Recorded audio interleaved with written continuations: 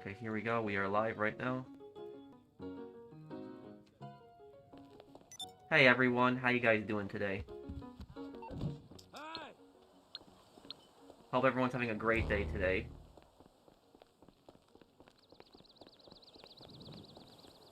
I got a really good lore video coming out in Mr. Faber this week. It was a lot longer than I thought it would be, but it's gonna be a really good one that I make it. When I do make it, Also, I'll have another Yakuza part out tonight, or after the stream, actually.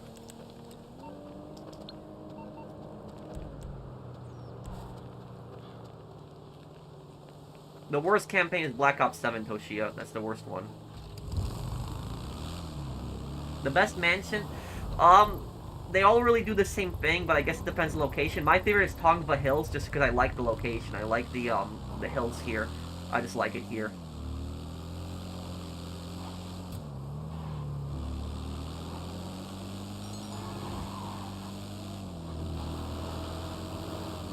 Hi, D, Adrian, Liberty City Police Department. Yeah, Black Ops 7 is, worst Call of Duty I've played. Can we see the view from the Devon Mansion? Sure, you can. Give me one moment, Fernando.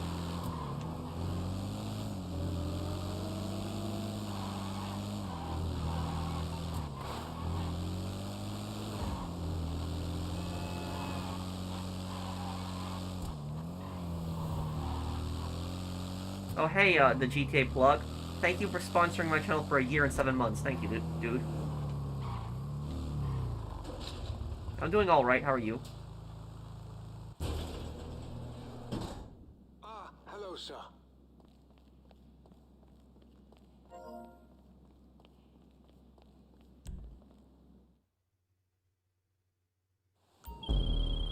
Oh. You're, bikers, right? Okay,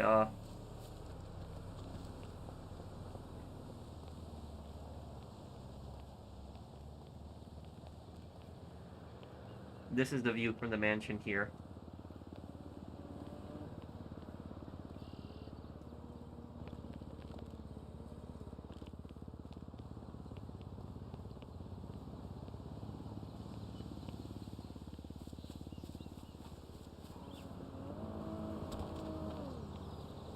No, we're doing a, I'm helping Fernando with his, business. I gotta get over there now.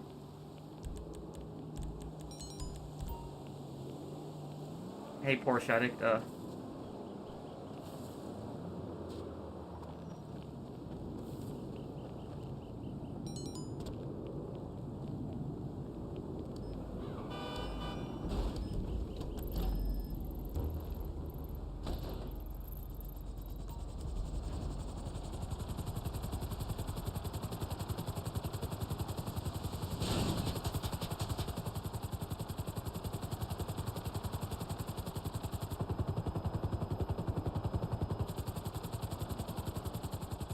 There's a new series, show called Mayor of Kingstown on Amazon about a cop advocating inmates in prison and dealing with mobsters, starring Jeremy Renner as Hawkeye.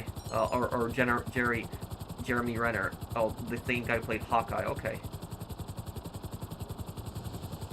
Haven't you already covered everything in the update? Mostly, but, there's a few things I want to make videos on still talking about. Do you have a custom controller? No.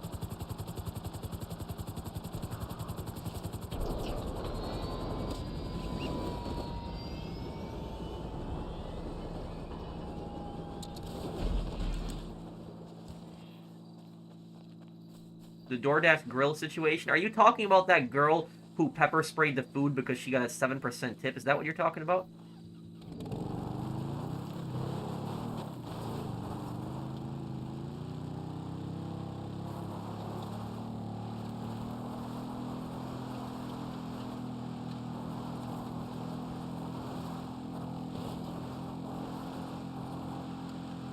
You think any of the features will make it into GTA 6? It's possible, but we're not going to get all this stuff in GTA 6 at day one.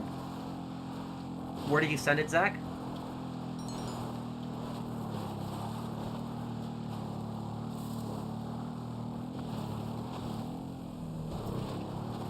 No, Brandon, you can't, because it's when you're inside like the mansion, like where you actually see like the outside interiors, it's a different instance, so they can't hurt you in there.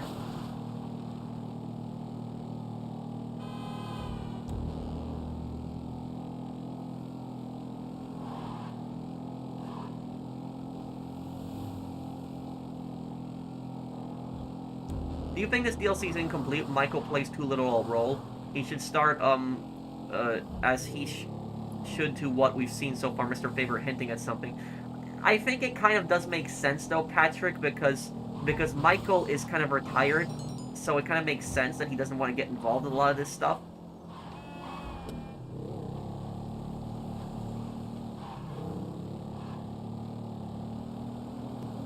I will say it kind of makes sense for Michael not to be involved in the crime stuff. My weekend was good. How was yours?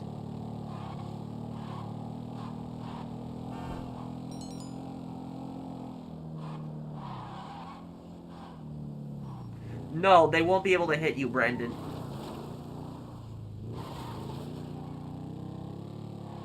Yeah, I just completed Chapter 4 in Yakuza Kiwami. I'll have the next part up tonight.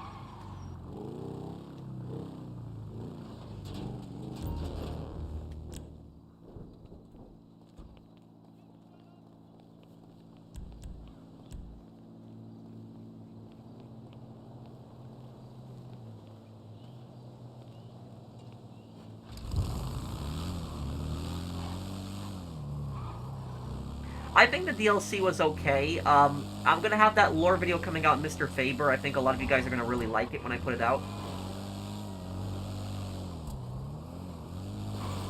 But I will say, Mr. Faber is the most dangerous villain in the entire GTA Online storyline. He is. He's way more dangerous than Rubio.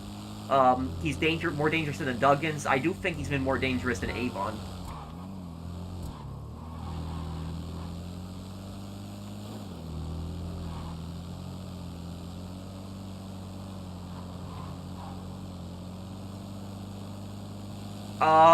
Is there a non-recommended game that I want to bring to the channel? I mean SOCOM 3, but SOCOM 3 only one person has asked for it. But I do want to play SOCOM 3, but we'll do that in the springtime.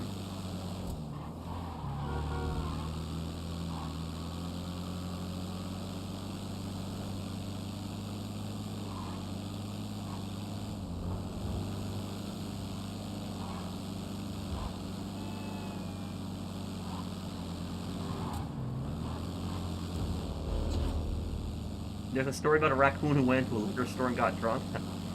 That's funny. Oh, shit. The grill situation with DoorDash? Wait, you gotta explain to me, what is this? Finally got a notice for one of your videos. Good. Thank you, Random Fist, for the super chat. Thanks, man. Yes, you do need the mansion for the Michael DLC.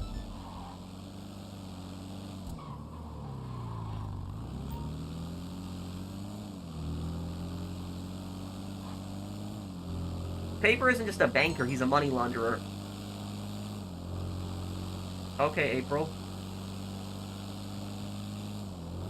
It was pretty short, yeah. Some of my product had destroyed from my meth business. What? That might be a glitch.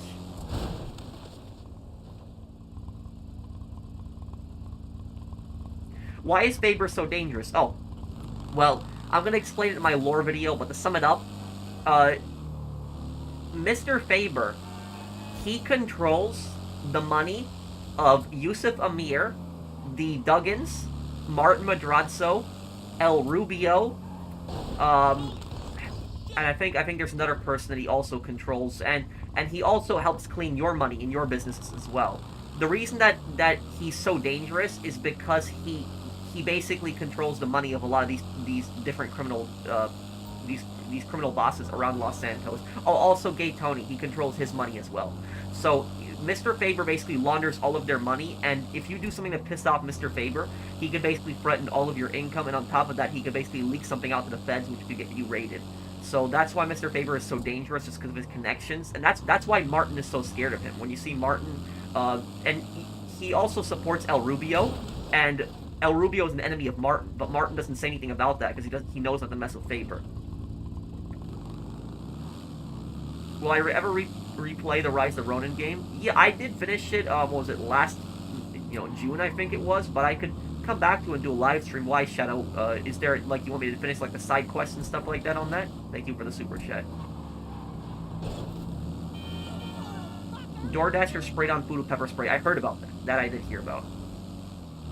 People who pepper spray your food should get arrested. She did actually get arrested. Thank you, Christine, and thank you, Pierston and Shadow Justin. Who exactly is Faber? He's a very corrupt money launderer who controls... He cleans out the money of all the criminals in San Andreas. Yeah, Dion, you can play with me.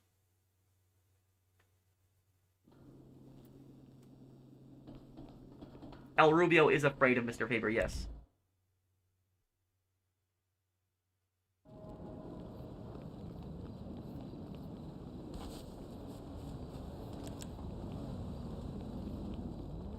No love for my comment? Well, what's your question, dude? There's a lot of people commenting. Do you have a second chance, bro? What do you mean?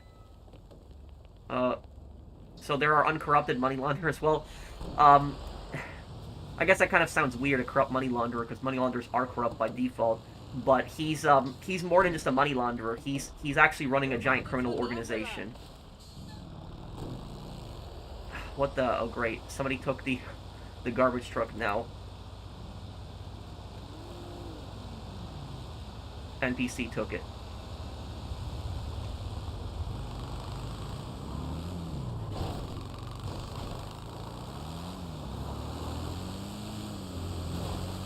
This is why I always run EMP launcher on this here.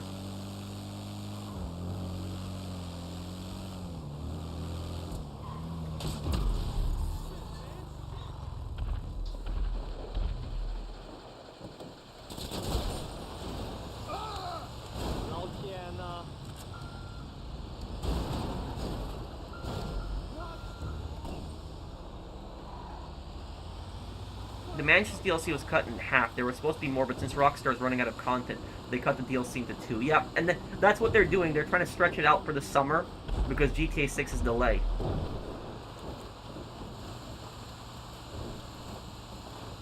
I feel like the interior could have had more customization options. Yeah, I agree with you, and I'm actually gonna have a video talking about this. Has anyone here played the Scarface game? Scarface: The World Is Yours.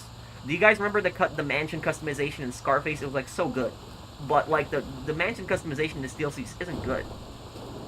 And thank you Golden Stripes for that super chat.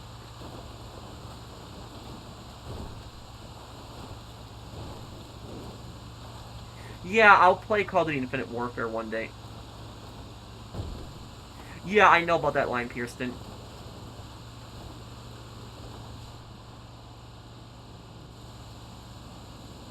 Hi, Pro. Hope your day has been good. It's been good, Far. How are you, dude? Thank you for the super chat. I did hear about what happened in Australia. It's horrible.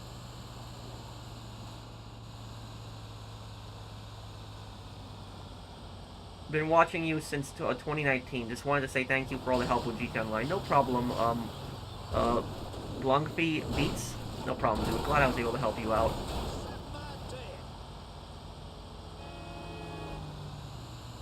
Next Yakuza part is going to be right after the stream tonight. Yes, Mr. Faber launders the character's money, but I'm going to talk about Mr. Faber in my lore video that's going to be coming out this week, so you'll like it.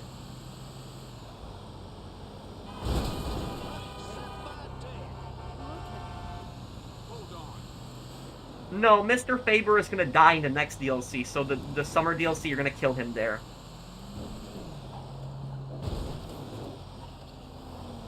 There's a lot of people out there that are saying that Mr. Faber is going to like run you out of San Andreas, and then you're going to play, when you play GTA 6, it's going to be your character coming back into GTA 6 Online. No, that's not going to happen, because if they followed that logic, you wouldn't be able to run any of your businesses, and you'd be kicked out of GTA Online, and there's still people that want to play GTA Online, so no.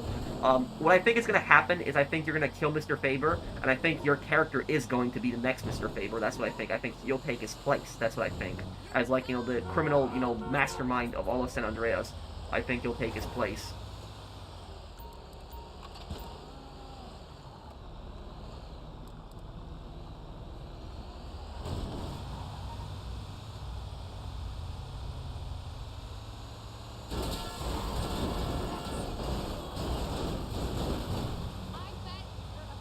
What's your question, Aaron?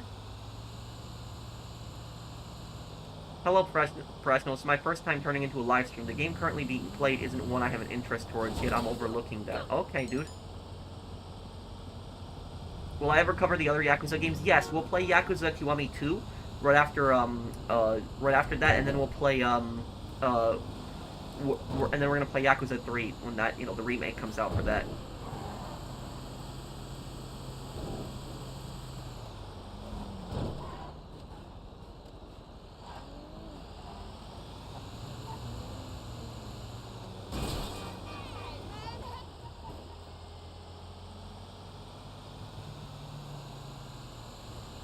Do you think our characters are going to be in GTA 6? No. I think that it's going to be a brand new online character.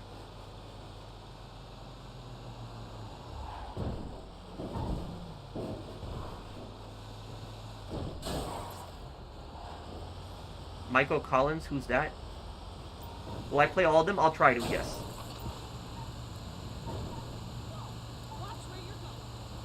And what's the difference between the Yakuza games and the Like a Dragon game? Isn't Like a Dragon in the same universe as the Yakuza games?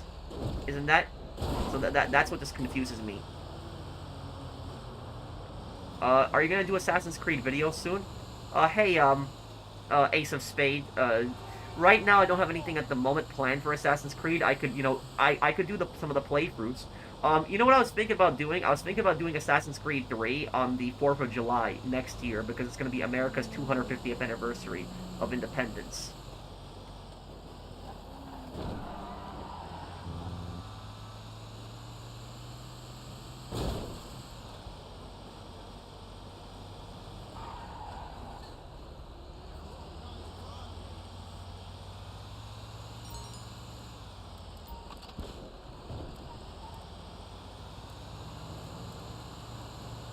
Oh, okay, that's what that is, Revan. Okay.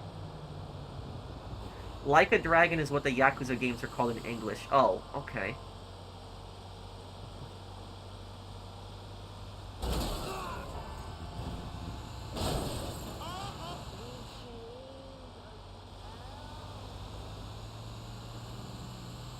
No, I actually don't mind starting from scratch in GTA 6. It'll actually keep me more entertained and more fun. You know what I found fun? Like, when you don't have a lot of money and you're trying to figure out, like, the best ways to make money, I just found that to be kind of fun. So, if you restart with, like, no money in GTA 6, I'll be perfectly fine with that. And I don't think they're gonna let you start with a bunch of money in GTA 6 online, because nobody's gonna buy shark cards then. Yeah, so that's ultimately what I'll say about it. But here's the thing is, you know what I do want to keep in GTA 6?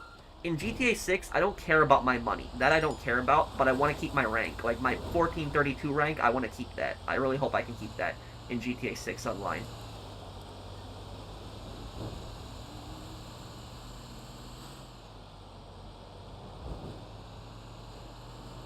Yes, Mr. Faber is going to be a true main villain of GTA Online.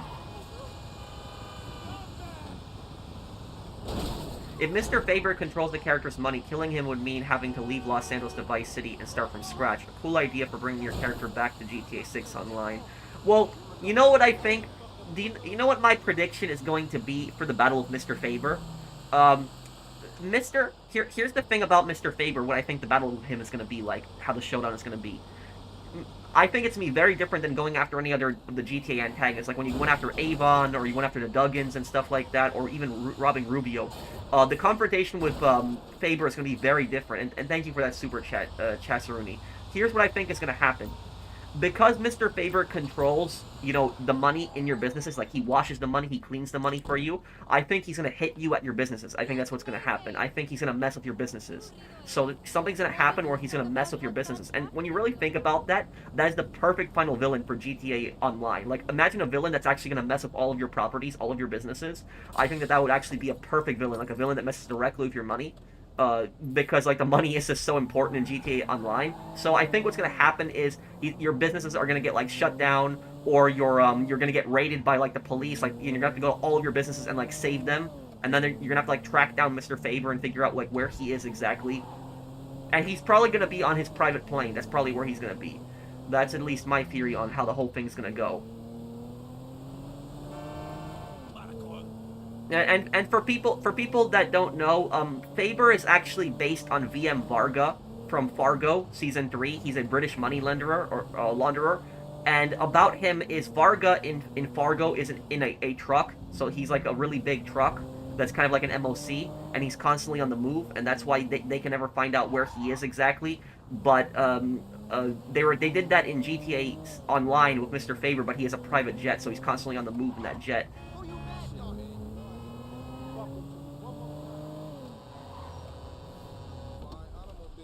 When's the next Yakuza video coming out? Today, after the live stream.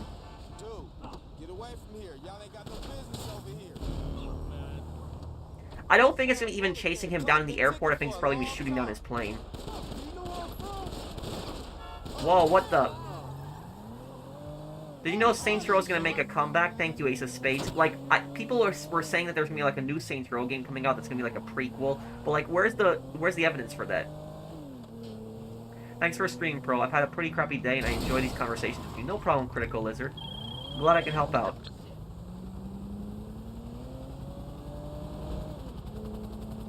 What do you think the volcano in Mafia the Old Country represents? Probably chaos.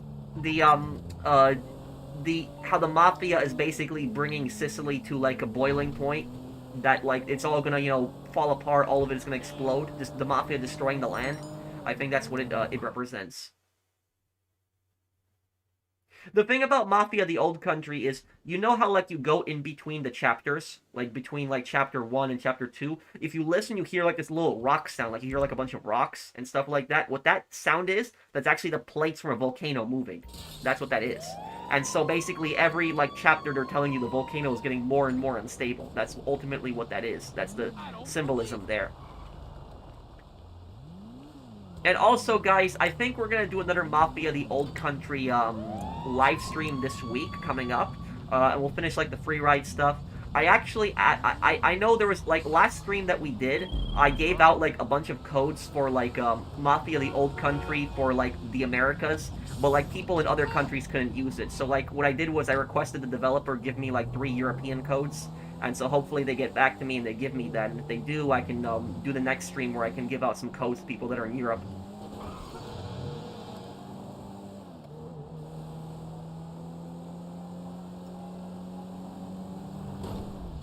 This week, it's the end of the week. Well, when I say this week, I'm saying, you know, we're already pretty much in the beginning of the week. It's 3 hours. 3 hours from now will be midnight, and it'll be the start of the new week, so...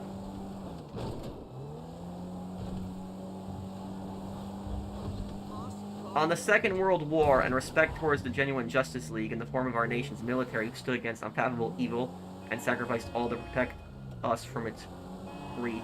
Wait, what are you reading that from? Have you played Sonic games? I played Sonic Heroes, I played Shadow the Hedgehog, but a lot of them I didn't play.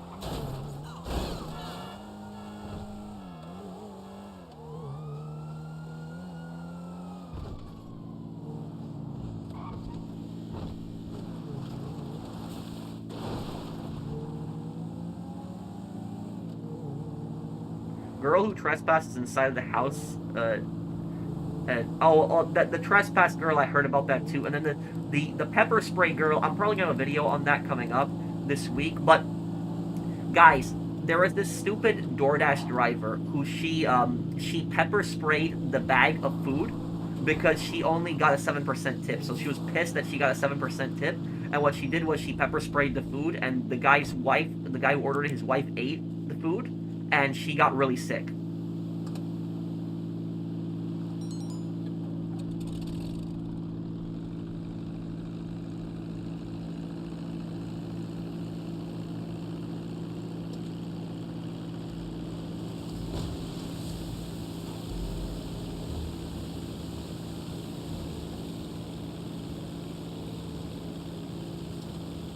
If they do another Ace Attorney game, I would like to see the next Ace Attorney game set in Karain. That's what I would like to see, and I would like to see where you play as Apollo, and like you can see their new justice system in like Karain, and there's like multiple murder cases and stuff like that for you to solve in Karain. I'd like to see that happen in the next Ace Attorney game.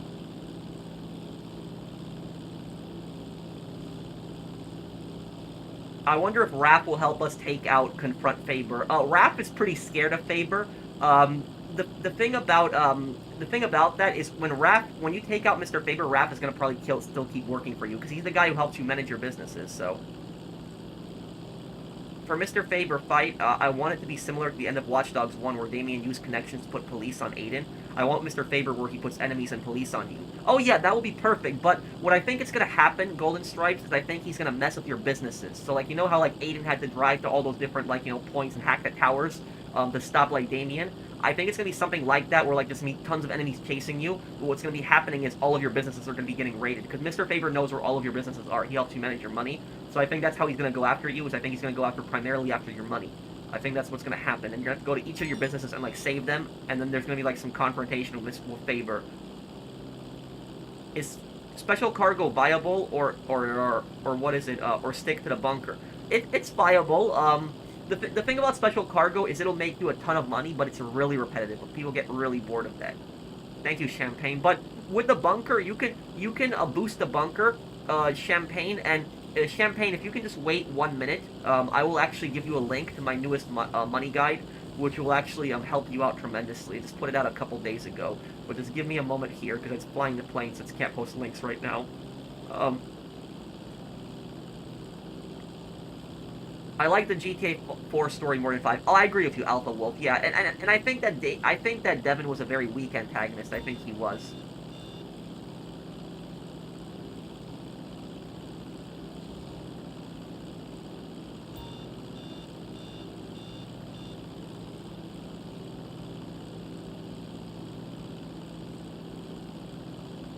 Any plans for the new year for the channel? We're gonna be doing Yakuza games and a lot of playthroughs. I want to do some more GTA online content this year coming up. Some more videos that I want to put out in this game, and some more lore videos. I'm trying to do a lore video every month, Seth. That's my goal. If they made another Mercenaries game, which country would you want it to take place in?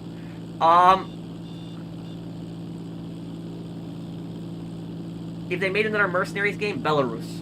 I think Belarus would be a good location. Yeah, Belarus, I think, would be some kind of war going on in Belarus, and there's, like, multiple factions. And there could be, like, some NATO factions, there could be, like, Russia and stuff like that, so I think Belarus would probably be a good setting for another Mercenaries game, because they had, like, North Korea in 1, and then they had Venezuela in 2. But the plan in Mercenaries 3 was that Mercenaries 3 the country was supposed to be India, that it was supposed to take place in, but then instead they did Cuba. That's what it was going to be, was going to be Cuba. I think Cuba, you know, I don't know about Cuba, because they had Venezuela, which I know Venezuela and Cuba are different, but it's still like a tropical, like, you know, Latin American country. So I think that the next game should be in a different continent. You know, they did Asia in the first game, they did, you know, they did the South America in the second game. I'd like to see the third game somewhere else, but it's not going to happen. There's not going to be another Mercenaries game, unfortunately. Do you think Stalin was a good leader for the USSR? No, absolutely not. Stalin destroyed the Soviet Union. You know, Stalin caused, like, he did mass collectivization, where Lenin allowed some private farms to exist. Stalin did mass collectivization. He caused mass famines. Millions of people starved to death under him.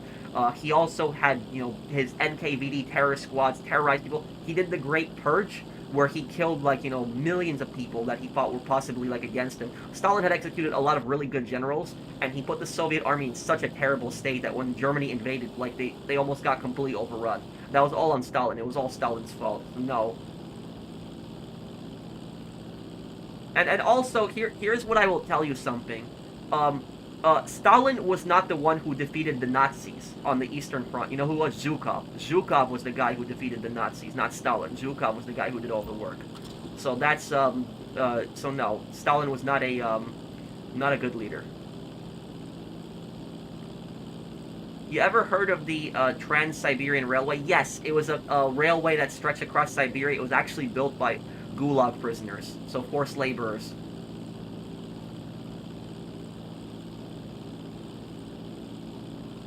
Do you ever not know what to make a video about? And if you have, how do you decide what to talk about? Hey, painful hearts. that is the most difficult thing about being a YouTuber, is trying to figure out what video to make. That is literally the most difficult thing. When I'm literally trying to figure out what video I should make, it is the hardest thing to do. The hardest one. Because when you have an idea of the type of video that you make, at least you have like an outline. You're like, okay, this is what I want to do, this is my plans. But when you don't have an idea for a video, you have nowhere to start. And so sometimes that's the hardest thing about making a video, is trying to figure out what you want to do. And you don't want to make a video that somebody else already has made. So you have to be careful with that, because the idea that you have, somebody else could have already made that video, and then you put that out, and it's going to get no views. So that's the thing, is you always want to try to create something unique, something different from everyone else, and that's the hardest part, is trying to figure out, where to start, where to make a video on.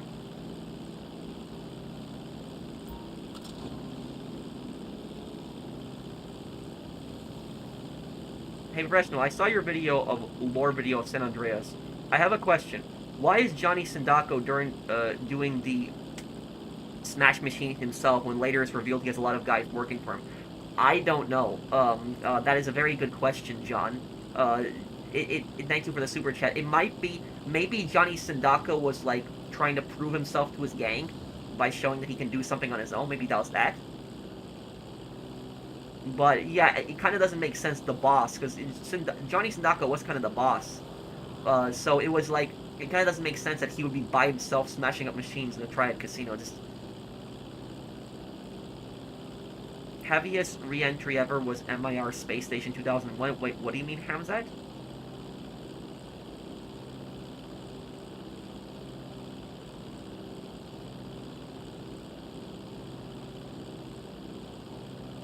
Didn't Stalin take Russia into an industrialist age by making them an industrial superpower? Stalin did industrialize Russia. That is true.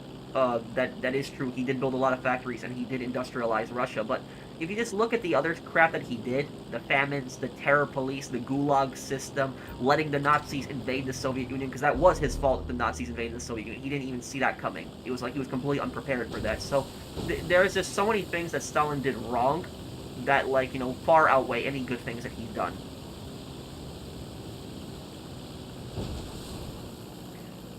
Okay, the guy that was asking me about, my money guides, are you still here?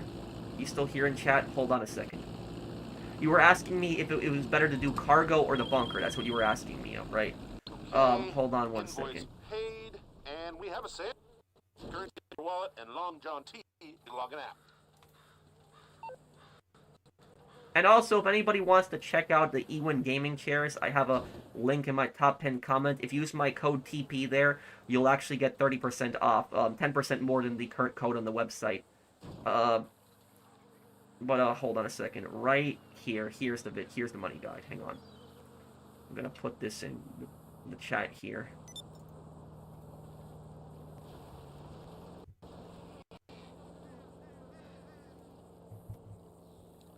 Okay, so this is my new guide. I just put this one out. This is the boost guide. And about this that I just I pinned it at the top. About this guide, the boost, what it does is it gives you a 66% bonus on your production. So it'll produce stuff 66% faster. Hold on one second here. Yeah, so whatever the time is to produce that business, when you boost it, it'll produce in 1/3 of the time. So, for example, cocaine will produce full in an hour and 40 minutes, and that will last for a full, 24 hours. But you can't boost the same business twice. The next day, you'd have to boost a different business. But bunker you can complete in 4 hours. As long as you have a continuous amount of supplies, 4 hours, you can complete it in with that boost.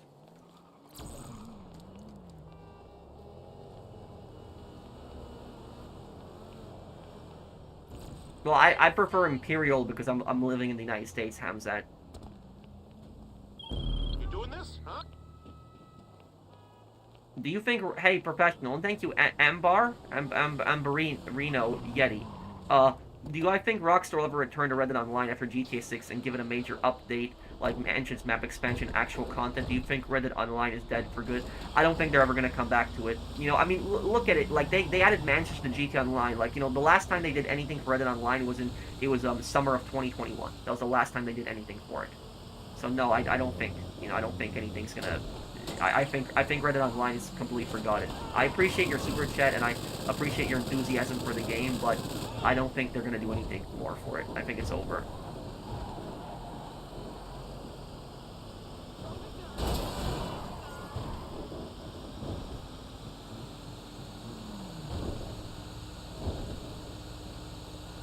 What ethnicity is Patrick? I am, I'm Slavic and I'm also a Tatar.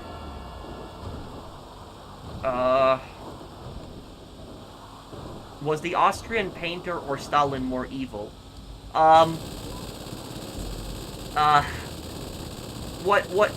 Here's what I'll say about this. People are constantly trying to debate over who's worse, you know, Hitler or Stalin. Like, people constantly make that debates, and they constantly make arguments of saying, oh, Hitler was worse or Stalin was worse. And quite frankly, I don't even understand what the debate is about. Like, what's even the purpose of the debate? Like, trying to debate over, you know, which dictator is evil. Both of them more evil. Both of them are, you know, the two, you know, they're like the two worst human beings that have ever existed in history. Both Hitler and Stalin. And they both, you know, lived in the exact same time. So, I think that instead of, like, trying to debate over who was worse, Hitler or Stalin, I think that we should just be happy that both of them are dead, and that both of their empires are also destroyed and gone. So that's what I think we should be happy about, that, you know, these people, Stalin and Hitler, don't exist, and the Soviet Union and Nazi Germany doesn't exist either, and they can't hurt us anymore. That's what I think we should be more happy about.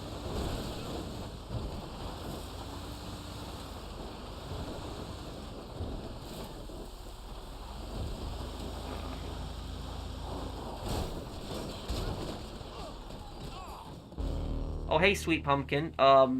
Thank you for the super chat. When Tommy said it's his operation, that's when Lance decided to betray Tommy, even though Tommy built the empire himself, not Lance, he complains. Well, Lance is a narcissist. Lance can't handle any kind of criticism, and he doesn't even know how to accomplish tasks on his own, so that's what I'll say about that.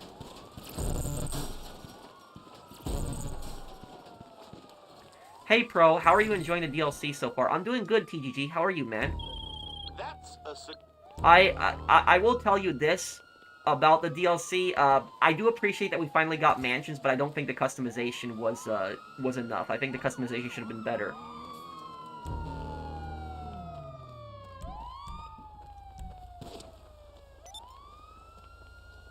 Let's see those hands right now. Fuck off. Oh, here we go, Fernando's thing. When do you think you'll play The Getaway? The Getaway, British crime game. I'll play it next year, before GTA 6. When will you do another lore? This week. I got a lore video of Mr. Faber coming up. Have you got any more Days Gone lore videos planned? Oh, did you like my Tucker video? I do want to make another one. I just don't know which topic I could do it on. Maybe I could do one on Colonel Garrett.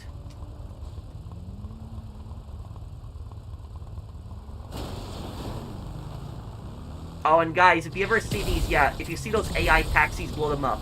Yeah, there's a challenge to blow up 30 of them. We on?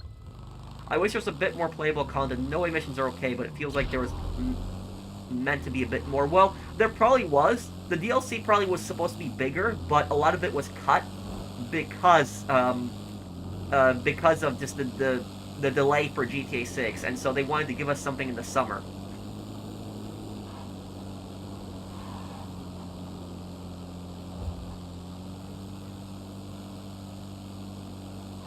No, Knight, I don't.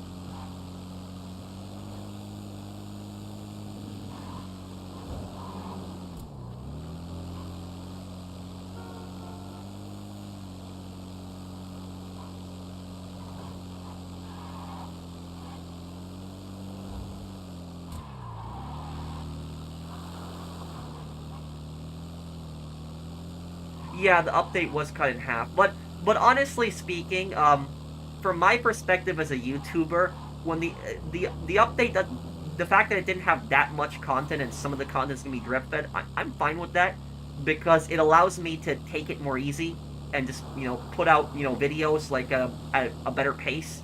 Because one of the things that happens is, like, when a new update comes out, it's basically like a race to try to, you know, get all the content out, and you're trying to, you know, do it all on day one, you're trying to make all the videos, all the guides on day one, and you're getting overwhelmed with that, and you also want to do it before You know, most other content creators do it too.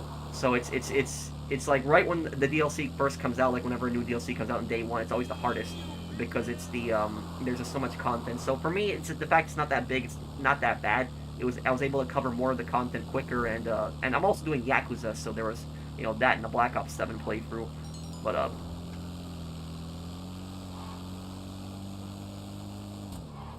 the drip feed, yeah.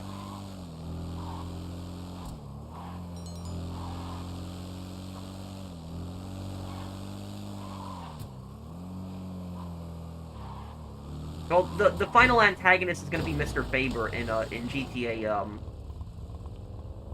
in GTA in GTA Online. By the way, TGG, have you watched the show Fargo?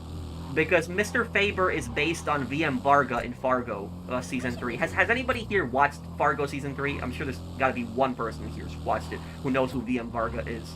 But that's who Mr. Faber is based on. And Fargo has heavily influenced GTA 5. If Fargo did not exist, GTA 5 wouldn't either, because the two main characters in Fargo in the movie are based on Michael and Trevor.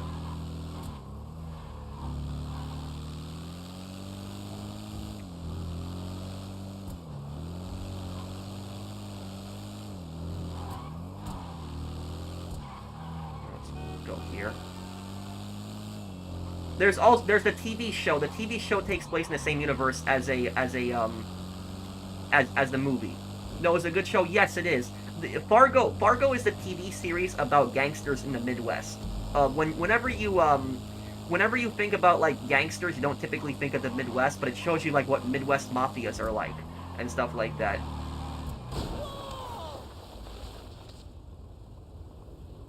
Yes, Ewan McGregor was in Fargo season 3. Yes, that's true. Was the British Empire a good or a bad thing for the world? Thank you for the super chat, AMRM. I think what the British Empire did some good things, like it ended slavery in 1830 and it enforced, you know, stopping slavery, but at the same time they did some pretty horrible things, like, you know, the Bengali famine that happened in like India. You know, that was like in the early 1940s. That was really bad. And then you also had like the Irish potato famine. That was also really bad. So while the empire might have done some good things, at the end of the day, it was an empire. What it does is it invades other countries, steals their resources. That's, you know, that's what empires do.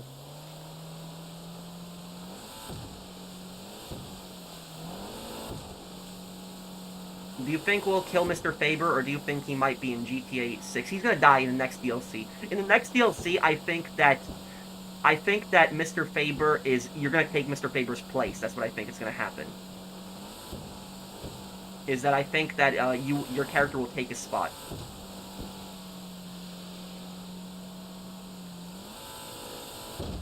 Oh yeah, you have the Opium Wars as well. That Do you find it ironic that there is no Bering Strait tunnel between the USA and Russia? Well, there doesn't even need to be a tunnel. There can be a bridge.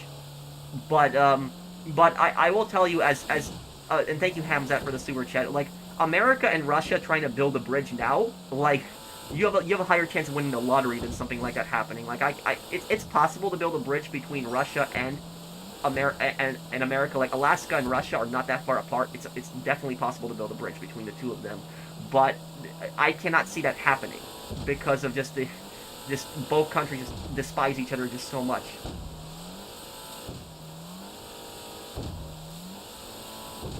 How's your day? My day's good.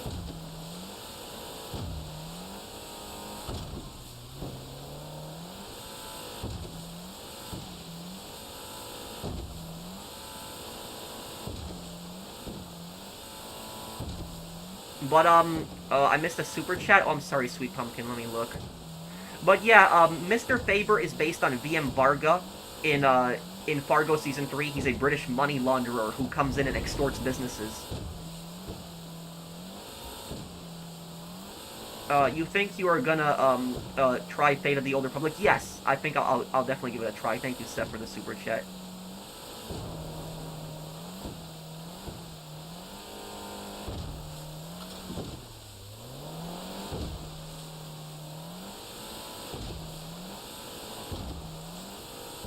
Wrong Vance brother was deleted. Oh yeah, I agree with you in that, Sweet Pumpkin, yes. Vic Vance was definitely the better brother.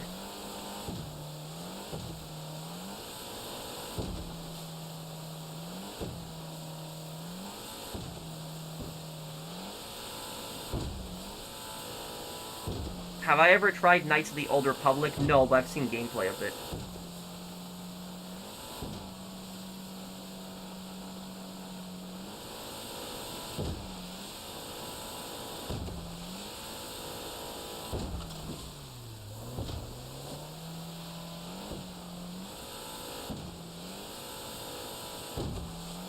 So they finally added mansions and brought in Michael to GTA Online. Rockstar wasn't just sitting at the table playing cards with Cousin Mel this Christmas.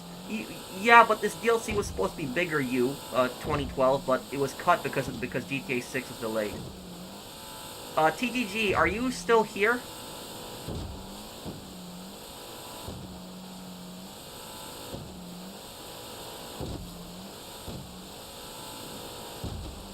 No, I don't think, I mean, we'll see, like, islands in GTA 6, because it's Florida, there's definitely gonna be islands. You'll definitely see them.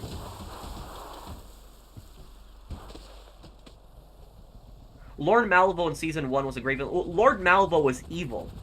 Malvo, like, that guy was just pure evil. Like, he was just... that guy was a complete psychopath. One of the scariest villains I've ever seen in a crime show. Just terrifying. Terrifying person. Do you live by yourself? Well, right now I'm visiting family for the holidays, so I'm in New York, but normally, yes, I live by myself in my apartment.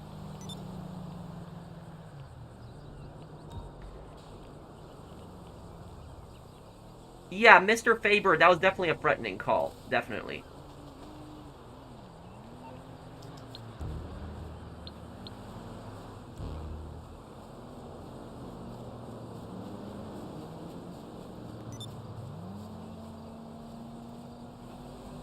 What are your thoughts on Mao Zedong? That guy was evil. You know, that was like one of the worst human beings ever on the planet. Millions of his own people, one of the, worst people. Like Mao, Hitler, and Stalin, three, worst human beings of the 20th century. You could also probably throw Pol Pot in there, too.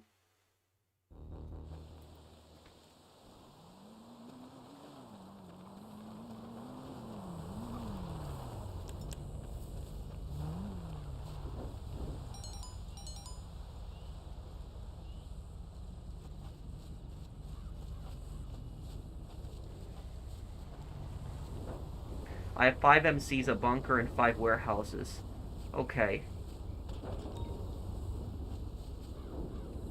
Do you do anything else for income? Yes. I own 2 rental properties that I make money from as well. That I do.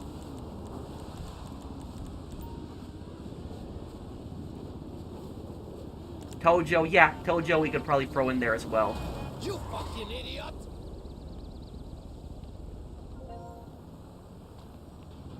How is New York? Well, New York got a snowstorm last night. I was actually shoveling, this morning I was actually shoveling a bunch.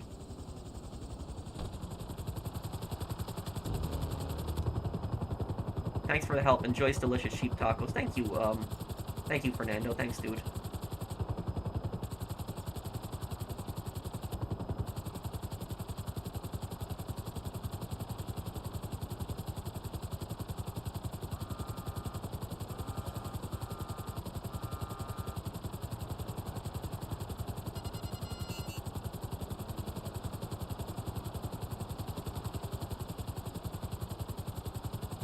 I find it hilarious that GTA 6 got delayed to December 2026, when Artemis 2 got rushed from April 2026 to February 2026. Well, it's coming out in November, but what I'll say about that, Ham, is that a lot of game companies probably had like a sign of relief that GTA 6 got delayed because they can release their games. Because here's the thing is, nobody wants to release a game in the exact same month as GTA 6. Nobody wants to do that. I'm telling you, there's going to be a lot of games that are going to get delayed because GTA 6 got delayed, ironically. So there's going to be a lot of games that are not going to want to release in the same month as GTA 6. You're not going to want to do that.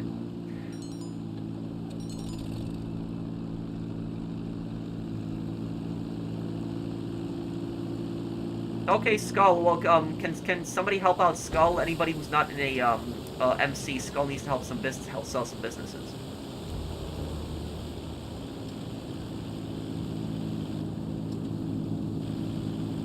You know what I'm really curious about? What I'm really curious about is, do you guys let me know in the chat? Do you guys think that Modern Warfare 4, that GTA 6 is going to interfere with Modern Warfare 4? Because Modern Warfare 4 is coming out next November, the exact same month as GTA 6. Do you think that GTA 6 is going to interfere with, like, Modern Warfare 4's release date? What do you guys think about that? What do you guys think in chat? I'm curious what people think about that.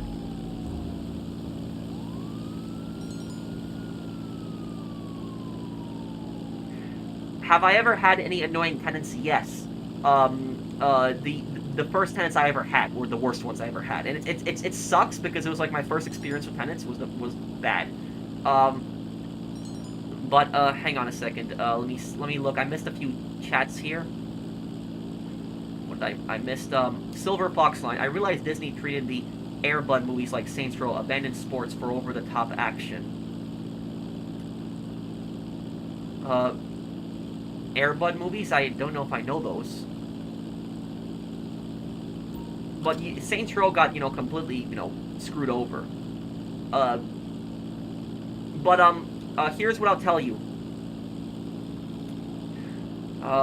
What I'll say about, the annoying tenants. There was people that were asking me about annoying tenants, right?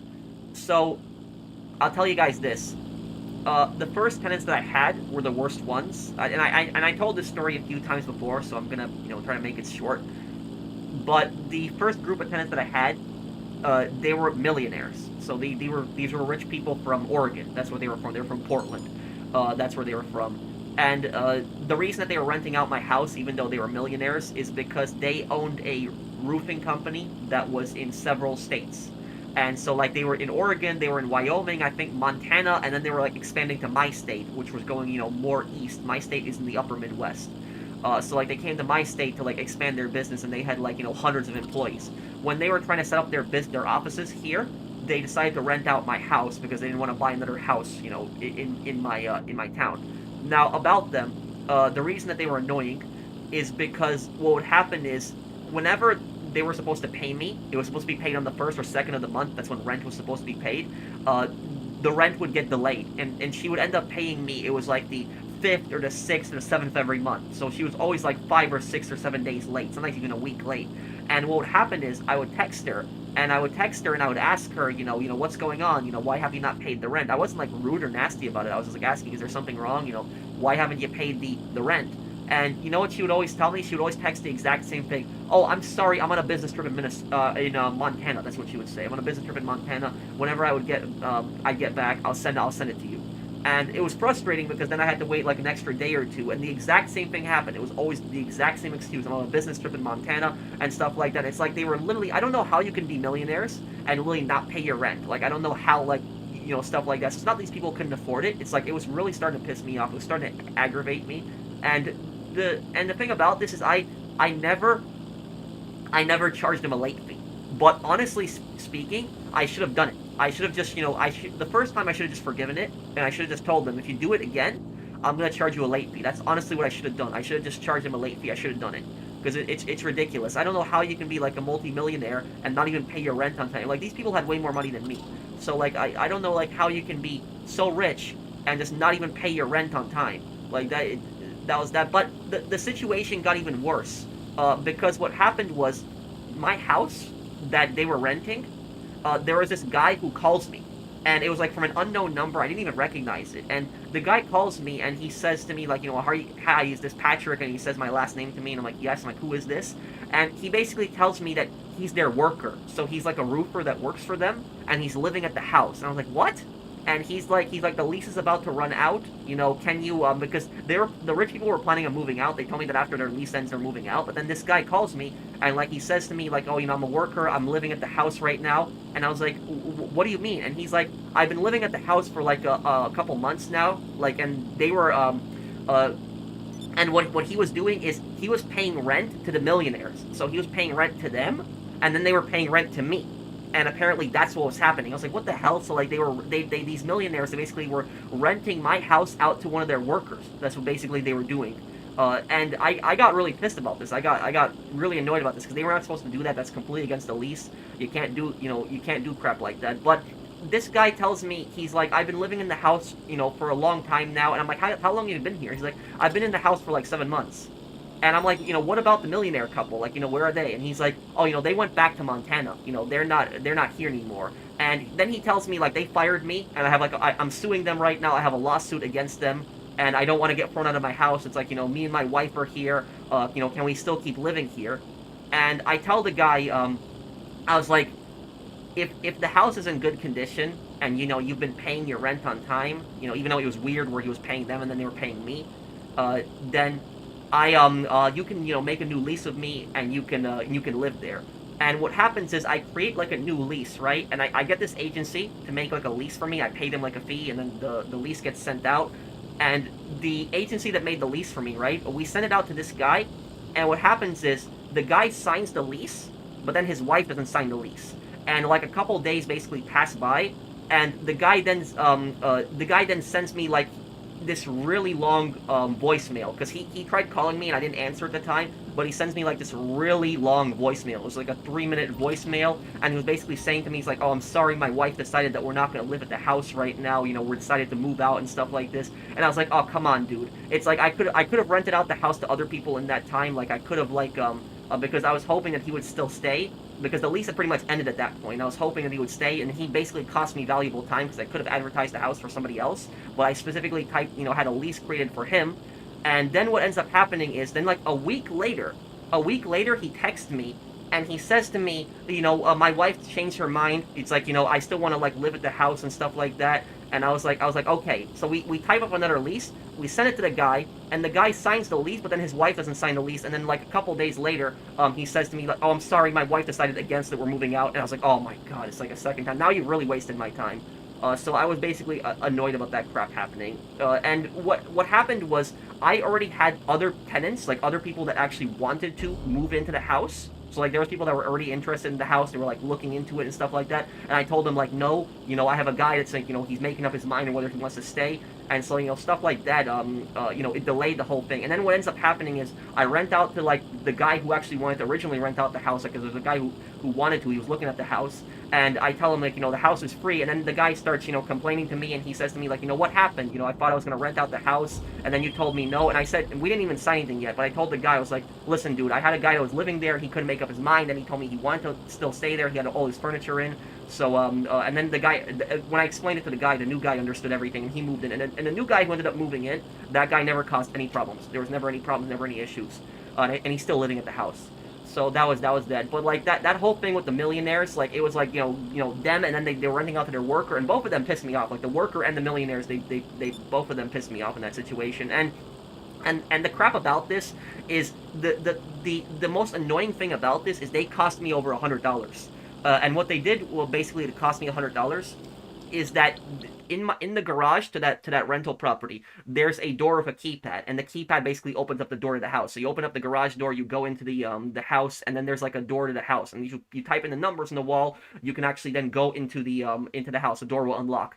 Now what happened is that number, somebody changed it. Somebody messed with that number. So somebody changed the number, and I don't know who did it. I don't know if it was the worker who lived there or if it was the millionaires who lived there. I don't know who did it. And I called up my handyman. I was like, can you please reset this? Can you, like, fix this?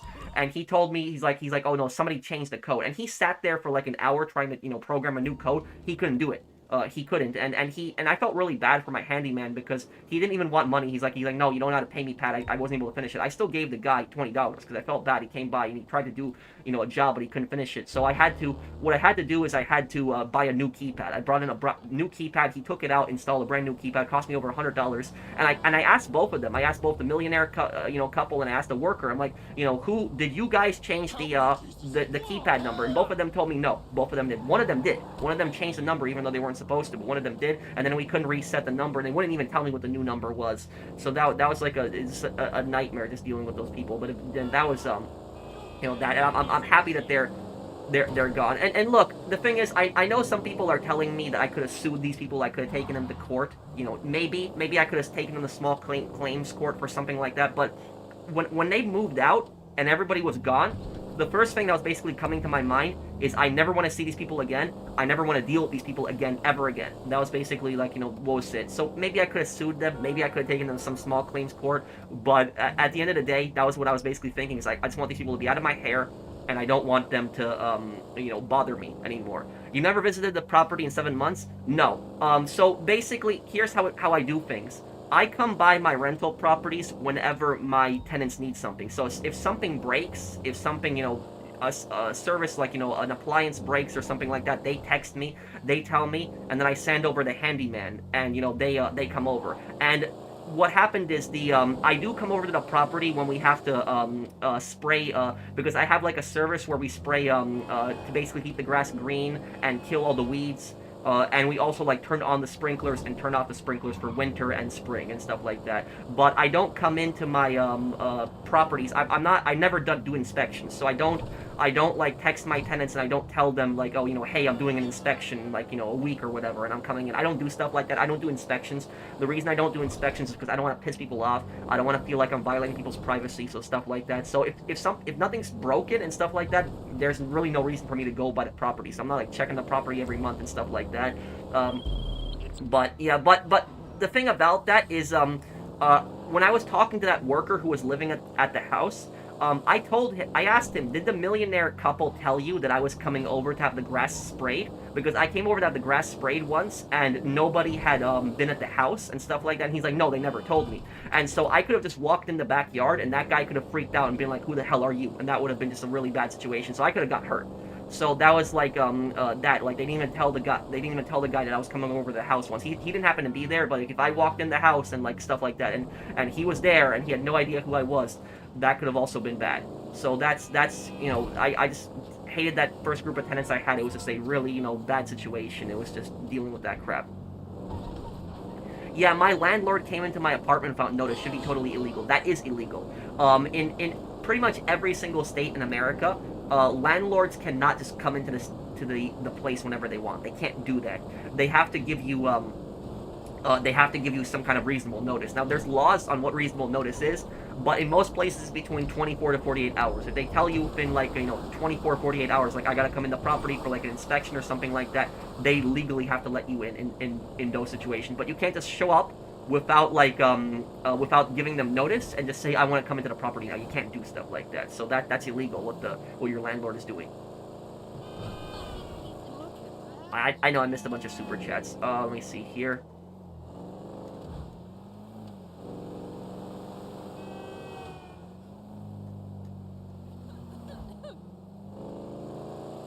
Let me see here. What did I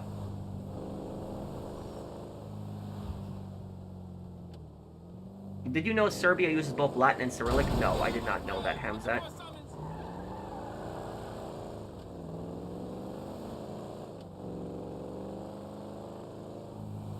Did I know that India has the wildest railroad gauge? What do you mean by that? Thank you, Hamzat, for the super chat. What do we get after we blow up 30 self-driving taxis? Nothing. You just get a reward. Like, it just says, you know, challenge completed. That's it. Thank you, Brandon, for the super chat. Hi, Pro. Would you play Assassin's Creed games? It would be nice listening to you talk about history. Yeah, I want to go back and replay Assassin's Creed 1 one day. Thank you, Noob, for the super chat. And I could talk a lot of history about the Crusades.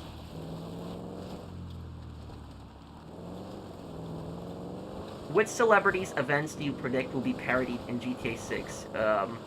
CK, Epstein, Diddy, Crypto, Fraud, Theranos, Nukes.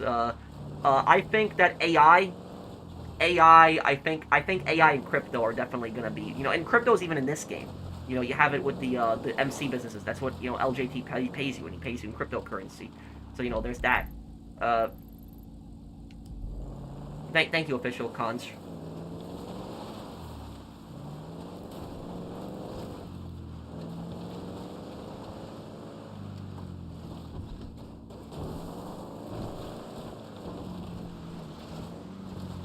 Can you get a rental property as a minor? No, I'm pretty sure you can't. I don't. When you're a minor, you can't. I don't think you can legally own property when you're a minor. I could be wrong on that, but I don't think you can own property when you're a minor. I have to look that up, but I've never heard about something like that, like a minor owning property. So no, I don't think you can.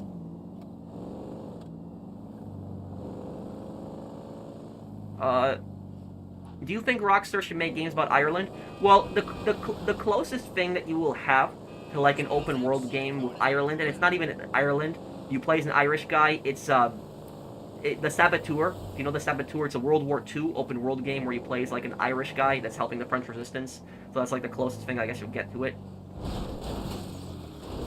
What do you think about ID verification online for mature games, and would you absolutely do it if you had to? Well, if the game was, if like GTA 6 was like forcing me to provide an ID, I would have to, you know, to do that, because I want to make videos on GTA 6 and guides and stuff like that. But I'm completely against something like that. I don't support crap like that. And look, here's the thing is, I don't think my perspective on that is I look at this from a very libertarian perspective. I don't think that it's the government's business. So I don't think the government should be policing the internet. I don't think kids should even be restricted from going on social media. I think that should be up to the parents. If the parents want to restrict their kids from going on social media, that's ultimately up to the parents. The parents should be the ones that are policing and checking, you know, what their kids are doing on Twitter. That's what the parents should be doing that. Not the government. And because when you get the government involved in crap like this, it never goes well. It always, you know, it always turns into a disaster. So that's my perspective on this crap. And I don't support this, you know, this digital ID crap and, you know, all of this other stuff that they're doing. I don't like that. I don't. I think it's just personally stupid. Thank you, Zach Horn, for the super chat. Would I play any of the non-historically accurate Assassin's Creed games like Origins, Odyssey, Valhalla, Mirage, or Shadows, or do they not interest you? I guess I just didn't get as interested in those ancient civilization games. I guess because there was. The reason I guess I didn't get interested in them is because the enemies were kind of like sponges. They had like a lack of stealth. You know, it's probably that stuff.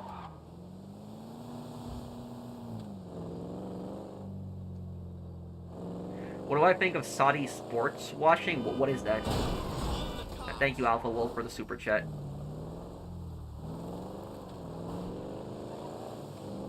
What is the next money guide? Right now I don't have a money guide planned, but I'm gonna have a lore video coming out in this GTA Online update this week.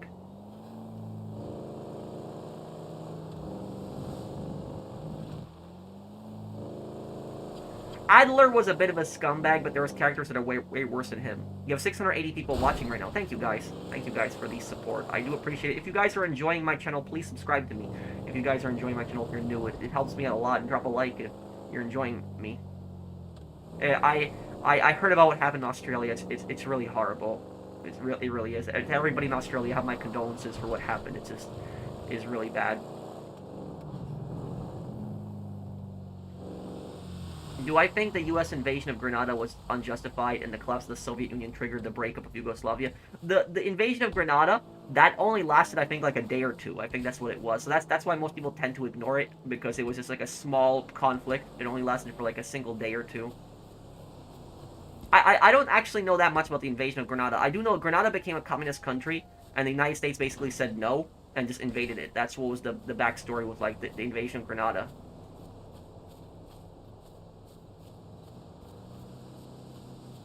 Do I ever feel stupid dressing up as game characters? No.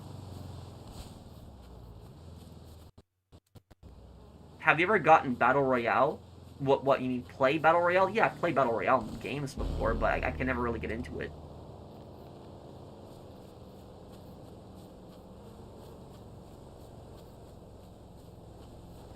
Pro, sports washing is when a country uses sports to clean their image from their human rights abuse, like Saudi Arabia. Oh, you mean for like these big sporting events? Oh. Okay, I got you there.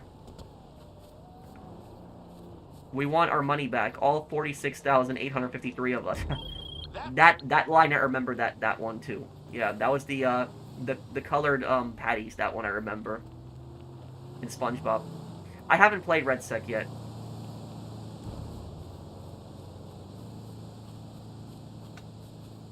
Invite me to the next business also. I can help you with that.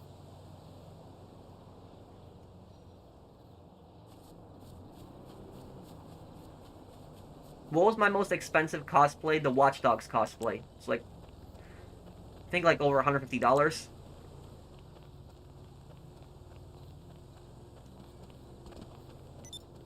Did you know the Irish people were banned from fishing by the British during the famine? They were killed if they were caught fishing. So they ate food like oatmeal and brown bread. Yeah. That is... the part about fishing, I did not know that. And here's the thing. A lot of the potato famine that happened, it was deliberate. It was deliberate. It was like Britain basically trying to destroy Ireland.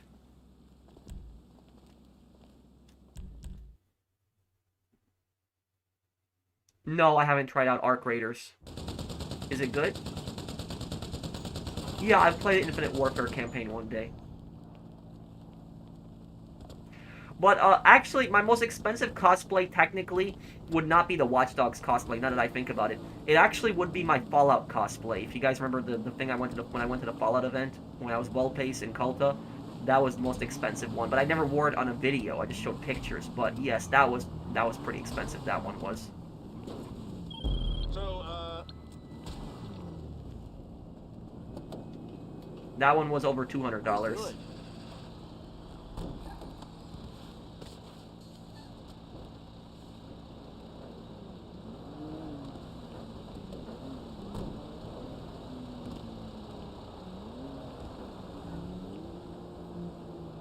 Okay,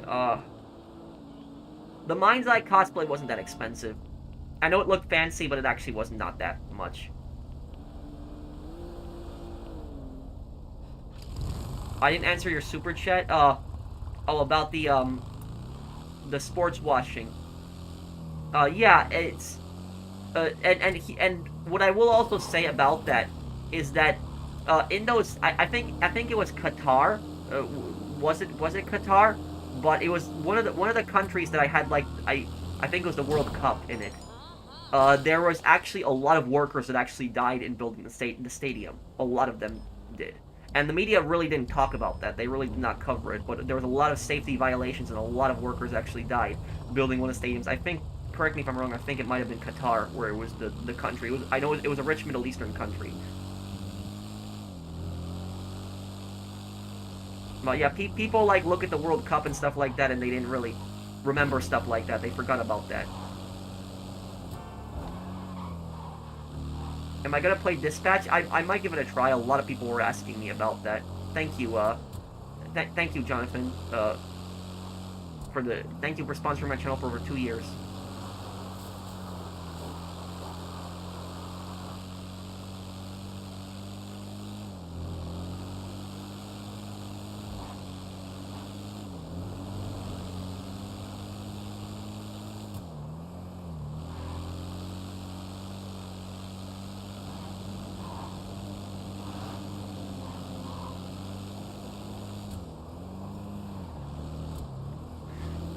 I do want to play all the Metal Gear Solid games before 4 comes out. I don't know when, but I do want to get to it and play them.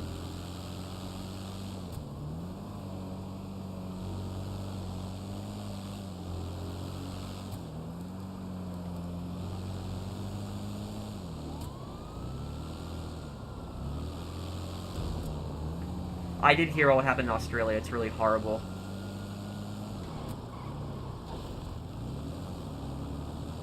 The tragedy being intelligence when society hates you for it. No, I never could get into Minecraft. No, I've never played Metal Gear Solid Peace Walker.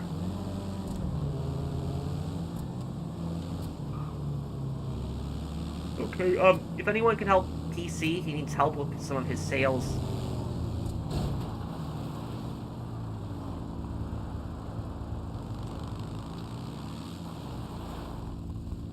Going on? Did you see my blog?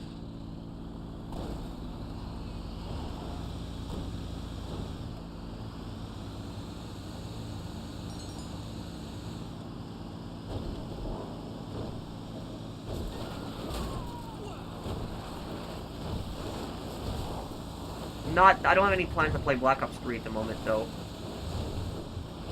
My favorite GTA 4, because of the New York setting, and I like the dark and gritty atmosphere.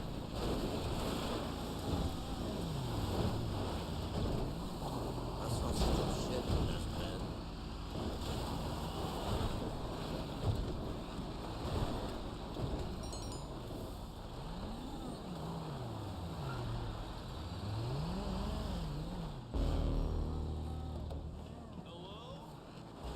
Look, if that ever happens to you, dude, where you have some idiot that tries to blow up your cargo, just close your application.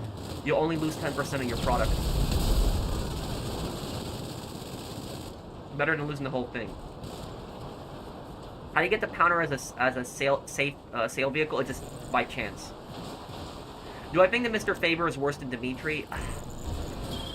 I don't think there's anyone worse than Dimitri, because Mr. Faber, while he's a scumbag, as long as, you know, you don't mess with him and you just keep making him money, he's not really going to screw you over. Dimitri is.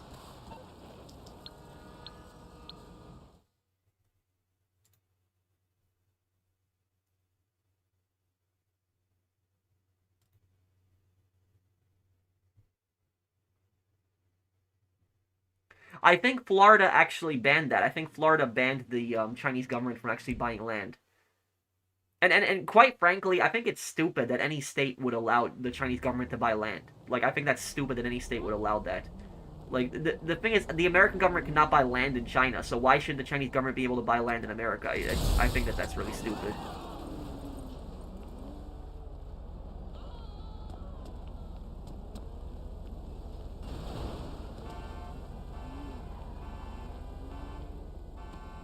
Lester, Drifter, kids.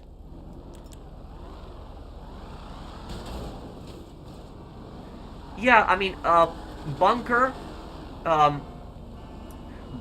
cocaine, or no, bunker and acid lab. Those are the two that you want to do back to back. Bunker and acid lab.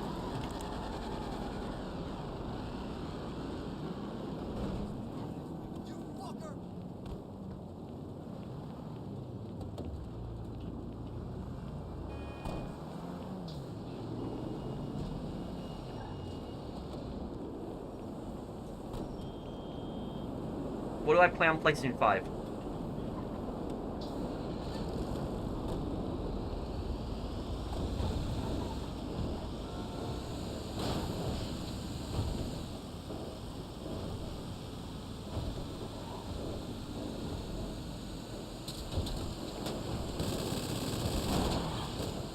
What are your moral opinions on vices such as drugs, gambling, and women, such as strippers and hookers? Let's go for the gambling one, because that's the simplest one to answer. Gambling, I think it should be legal.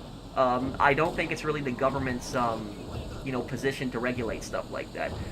The only thing I think the government should do in regards to gambling is the government should have gaming commissions and stuff like that to investigate gambling to make sure that nothing is rigged. So, like, if you don't have, like, any regulation on that, casinos will rig their machines.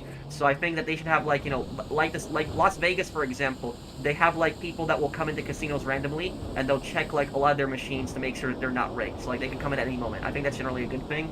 So I don't think gambling should be made illegal, but the government should have, like, teams to investigate casinos to make sure that they're not doing, rigging stuff and, lying about crap. But I don't think it's really the government's position to tell people, like, if people want to gamble, stuff like that, then, go ahead and do that. Like, I'm not advocating for it. What I'm just saying is that I think it's, people's freedom to do it. I don't think government should be, getting involved in crap like that. The other thing you were asking me, what was it? You were asking me gambling, and then the other ones were, drugs. When it comes to drugs are very different. Now, drugs, I used to have a very different position on that when I was younger. When I was younger, I took, like, a very, I was a very libertarian person when I was younger, and I basically believed that all drugs should be legal. I know that sounds crazy, but, like, when I was younger, I just didn't think that it was the government's position to regulate stuff like that. But I've changed my mind on that stuff, because I think that the only drug that I think could be legalized, I think marijuana. Like, marijuana I don't think really causes that many problems, but I don't think, stuff like meth or coke or heroin or that crap, I don't think any of that stuff should be legal. That stuff is poison, like fentanyl, all this stuff, that stuff is extremely deadly. That crap destroys communities. It hurts people so badly. You don't want stuff like that to be legal. And, the thing about this is, there are people out there where they say, oh, if you legalize drugs, this will stop the cartels. And I'm going to tell you something, those people are stupid. Because legalizing drugs is not going to stop the cartels. Did legalizing alcohol stop the mafia? Did it make the mafia go away? No, it didn't. It took away one of the mafia's main sources in the 30s when prohibition was ended, but it didn't abolish the mafia. The mafia didn't just go away. The mafia just took their money, and what they did was they invested in other things. And I'm not saying alcohol should be illegal, but I'm just making you as a comparison right here. Alcohol is very different than like a lot of these dangerous drugs. Still not good, but look, do you know what destroyed the mafia in America? The mafia still exists in America. But you know what really destroyed the mafia? You know what hurt them the most? RICO. RICO is what hurt them. The laws against the mafia, RICO laws, those laws really took apart the mafia and destroyed them. And when it comes to the cartels, here's what's going to happen, guys. Let's just say that the government decides to legalize drugs, right? They basically say, all drugs are legal. You can use coke, meth, whatever else poison that they have out there. If that happened, the government would want their cut. The government's going to want their cut, so they're going to tax that stuff. What's going to happen is the cartels are going to sell drugs illegally still, and they're not going to, pay taxes on that, and they're going to charge less for these drugs because they're not taking all the proper safety procedures. And also on top of that is they're not charging sales tax, and so because of that, people are still going to buy drugs from the cartels.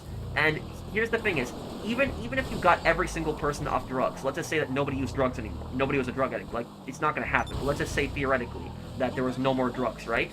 The cartel makes money from plenty of other places. They don't just make money from drugs. Like, one of the things that cartels make money from is they make money from smuggling people. They make tons of money from illegal immigration. So what the cartels will do is illegal immigrants, they will pay the cartels massive, amounts of money to basically get them illegally into America. And these illegal immigrants are not just from like Central America or South America. A lot of illegal immigrants come from Africa, Asia, places like that. I actually saw a video once where they said that Chinese illegal immigrants pay around $10,000 per person to basically get them illegally into America. So you'll have like somebody from China will come in illegally. They'll go to a place like Ecuador. And the reason that all the illegal immigrants, they take planes to Ecuador is because Ecuador, I think, has visa-free travel for pretty much the entire world. So they go to Ecuador, and then they will basically go up through up to Central America. They'll go through like the Darien Gap, which is like one of the most dangerous places, and then when they reach Mexico, they will basically pay the cartel a fee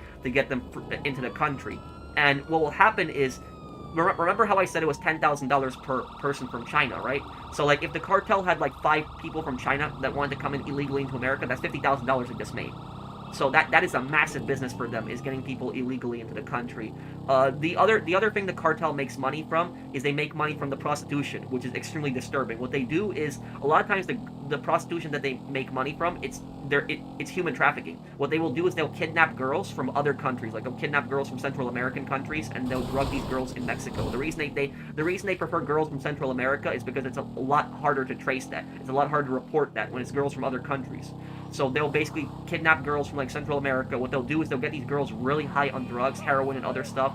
And so these girls, they can't really fight back against stuff like that. They're weak. They're reliant on the drugs. And then what they will do is they'll basically force these girls to engage in sex for money. They'll basically have like a pimping business. If anybody has ever watched the movie Rambo: Last Blood, I know Rambo, like the combat in Rambo isn't the most realistic thing, but one realistic thing they did show in Rambo is they showed exactly how the cartels kidnap girls, and they basically drug them and then basically sell them into sex slavery. The cartels do that stuff. What the cartels also do is the cartels charge tourist fees. So what will happen is, one of the most dangerous places as a tourist in Mexico is the highway. The highway is actually one of the most dangerous places that you can go as a tourist. What the cartels will do in Mexico is they'll set up roadblocks in the highway. Like, they'll block really big roads. And what they will do is, when you actually try to go through the roadblock, they'll say, oh, you need to pay us a fee. Pay us like $300 or something like that to go through as like a toll. And stuff like that does not happen in America. In America, if a gang tried to shut down like a major highway and would basically say, oh, you gotta pay us a toll to go through, the police would get rid of that so quickly. Within the hour, they would all be arrested.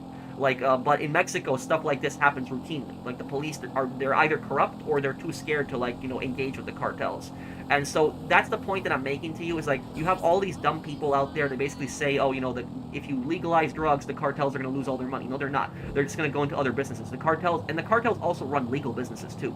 So there's just so many different things that they can make money from: the human trafficking, the human smuggling, the tolls, the extortion. There's just so many different things. Not just drugs. People just think drugs is the only thing they make money from. No, they make money from just so many different things. If you want to know what the solution to stopping the cartels is, what's the solution to deal with it? The solution is not to legalize drugs. The solution is basically some Ghost Recon Wildlands stuff. And if anybody's ever played Ghost Recon Wildlands, that is how you get rid of the cartel. You kill them all off one by one. Just completely destroy the organization. Get rid of all their leaders, all of their sicarios, get rid of all of them. That's basically how you get rid of it. You don't get rid of them just by legalizing drugs. The cartel only understands force. That's the only thing they understand. So that's basically how you get rid of them, is military action, heavy police action. That's how you get rid of it, and you deal with the problem. It's not legalizing drugs is not going to stop it.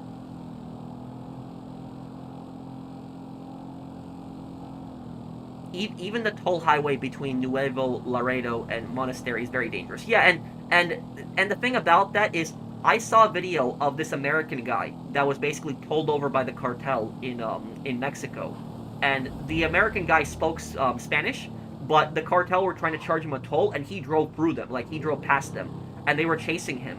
And what happened was, when he was speeding down the highway, the police pulled him over, and they're like, "Why are you speeding?" And the guy says, "There's people chasing me right now." And then what happens is the cartel pull up right on the guy as the cop is basically giving him like a ticket, and the cop then says, "Go, go, go, just get out of here." And like the cop doesn't even want to deal with that stuff. Like the cop, the second he sees the cartel numbers, he just panics and just wants to get out of the area. He just stops writing the ticket, just runs away himself.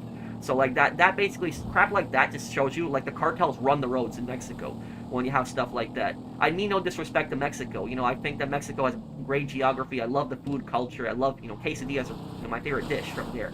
But it's like the corruption in Mexico is just so bad. It is just so bad, and just the police are just so ineffective at just dealing with this stuff. It's ridiculous. It's like some parts of Mexico are just so lawless with the cartels. It's ridiculous.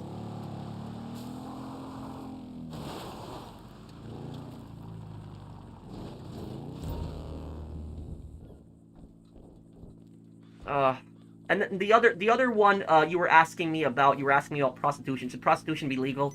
That's a really weird one.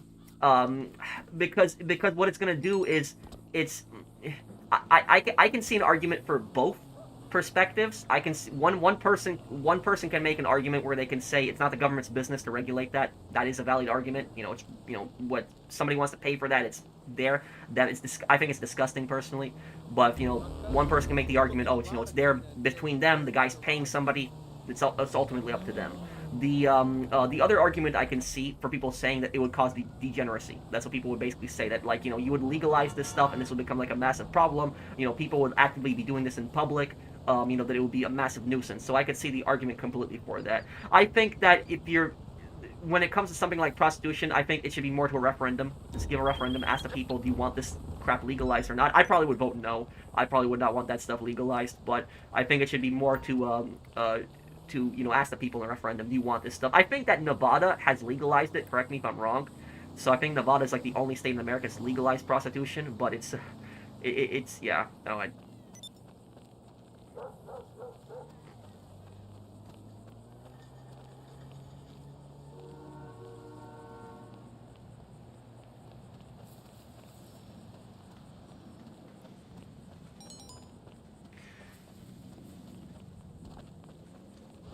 the leader of the cartel is the president of Mexico. I would not be surprised if she actually is basically a cartel puppet, because I've always felt like that. Because, let me see here. Will I do Call of Duty Ghosts next? Yeah, I'll play it one day. I don't know when, but I'll play it before GTA 6 comes out. But look, about the president of Mexico, right? The current president is Claudia Sheinbaum. The last president, I don't remember his name. But what happened is the last president of Mexico, he met up with the mom of El Chapo. So El Chapo was like the biggest cartel boss in Mexico. He was the leader of the Sinaloa cartel. The president of Mexico actually met with his mom, and when a reporter actually caught him with that, and there was pictures of it, he basically said, "Oh, I was meeting with a voter. She's a voter." That's what it was about. It's like, oh, you happened to meet with a voter that's like the mom of the biggest cartel boss in Mexico. So that's like, I do think that parts of the government are extremely corrupt. And as for like Claudia Sheinbaum, about her, I hate her. I don't like her because of just this specific thing. There was a mayor in Mexico. I don't remember the name, but some of my Mexican viewers might know what I'm talking about. There was this mayor in Mexico who got elected, and the mayor in this Mexican town, he basically said, "I'm gonna destroy the cartels. I'm gonna kill the cartels." What happens to the guys? The guy gets assassinated in broad daylight on the Day of the Dead. The Day of the Dead is Halloween in Mexico. It's a very big celebration, and he gets shot in public, just killed in public. And it was obvious the cartel did it. And like the Mexican government, they were like, "Oh, you know, we have no leads. We don't know who did it. We're not sure who did it. It's the cartel. It's obvious." It's like anybody that can do two and two, put two and two together, can realize it's the cartel. But the Mexican government's like, "Oh, you know, we have no leads. We don't know, you know, who could have done something." Like, it is the cartel. Like, you know, you're stupid if you don't think otherwise. But what happened is the people in Mexico, like the young people, they got so angry about that. They got so mad that what they did was they went on the streets and they were just protesting, like really big protests against the corruption in Mexico, against the cartels. And what did Claudia Sheinbaum do? She sent the police out to start arresting people for protesting. So she had like hundreds of protesters arrested, and that's it. It's like, if you would have put that same police presence that you had against your protesters, maybe you should actually put that against the cartel instead of putting that against your, you know, your people that are basically protesting against the corruption in your country. But that's ultimately what I'll say about that, is that it's Day of the Dead is not Halloween in Mexico. I didn't say it is. I think it's on the same day. Correct me if I'm wrong. I think it's October 31st. It's the same day. In America, it's the same day as Halloween. But Day of the Dead is a different, you know, festival. It's an actual, like, festival and an actual holiday. Where Halloween is like something for fun. Day of the Dead, I know, is about honoring the dead. That's what it is. So that's it. When I say it's Halloween in Mexico, I'm saying it's the same day as Halloween. I don't mean it is Halloween, but. Carlos Manzo was the name of the mayor. Andres Manuel Lopez Obrador is the next person. I mean, but do you agree with what I'm saying, Elder?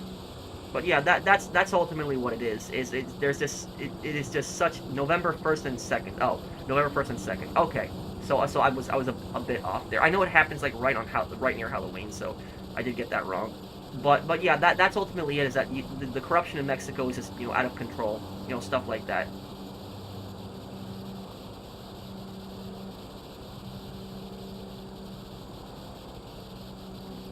Good to see you, Jizzy. Black Ops 7 Game of the Year 2025. Wait, what, Raiden?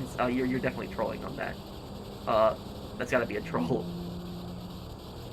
Text chat after the stream tonight, but not about what we were talking about the other night. Something else. Try to tell you, but you left me unread. Oh, I'm sorry, Blinded Eagle. You can talk to me about you know, just message me whatever you want, and I'll reply to you a bit later. What is your opinion on steroids? Do you think it should be legal? It helps you build muscle. Is selling steroids at a gym legal or not? Is there any serious consequences someone can face if they're caught? Well, steroids are illegal in pretty much most states. I don't think steroids are legal anywhere. But should that stuff be legalized? Probably not. Because steroids are not as dangerous as, like, you know, heroin or cocaine, for example. But steroids do The thing about steroids is that steroids are not anything natural. There's no natural muscle gain from steroids. The thing about steroids is that people constantly have to keep using steroids in order to keep their muscle. So, like, if you have to constantly keep using the stuff to keep your muscle, it's not really natural gains. It's not.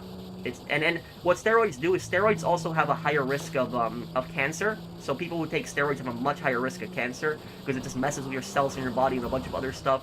And the other thing that steroids do is steroids also affect people's emotions.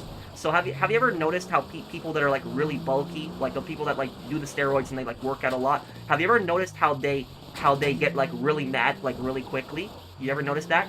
That's like a stereotype. The really muscular people get really mad. It's because of steroids. It messes with your head. It does that. It causes roid rage. It causes people to be really angry. So that's also people lose their cool. So there's a severe, like, you know, a lot of negative effects about it specifically. It's not legal in professional sports for a reason, because it's cheating. It's cheating. That's what it is. The way to think about steroids is like putting some air in a tire. Maybe, in a way.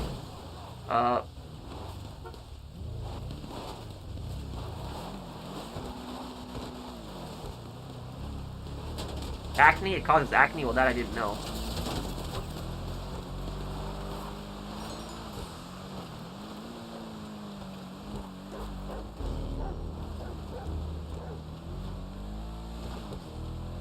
You read the super comment I posted on the Black Ops 7 finale? I don't think I have, Zuhair. I can look at it a little bit later, but what did you say?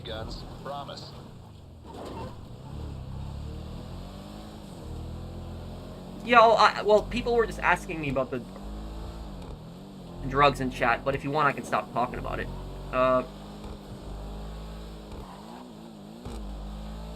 And thank you for that super chat, David.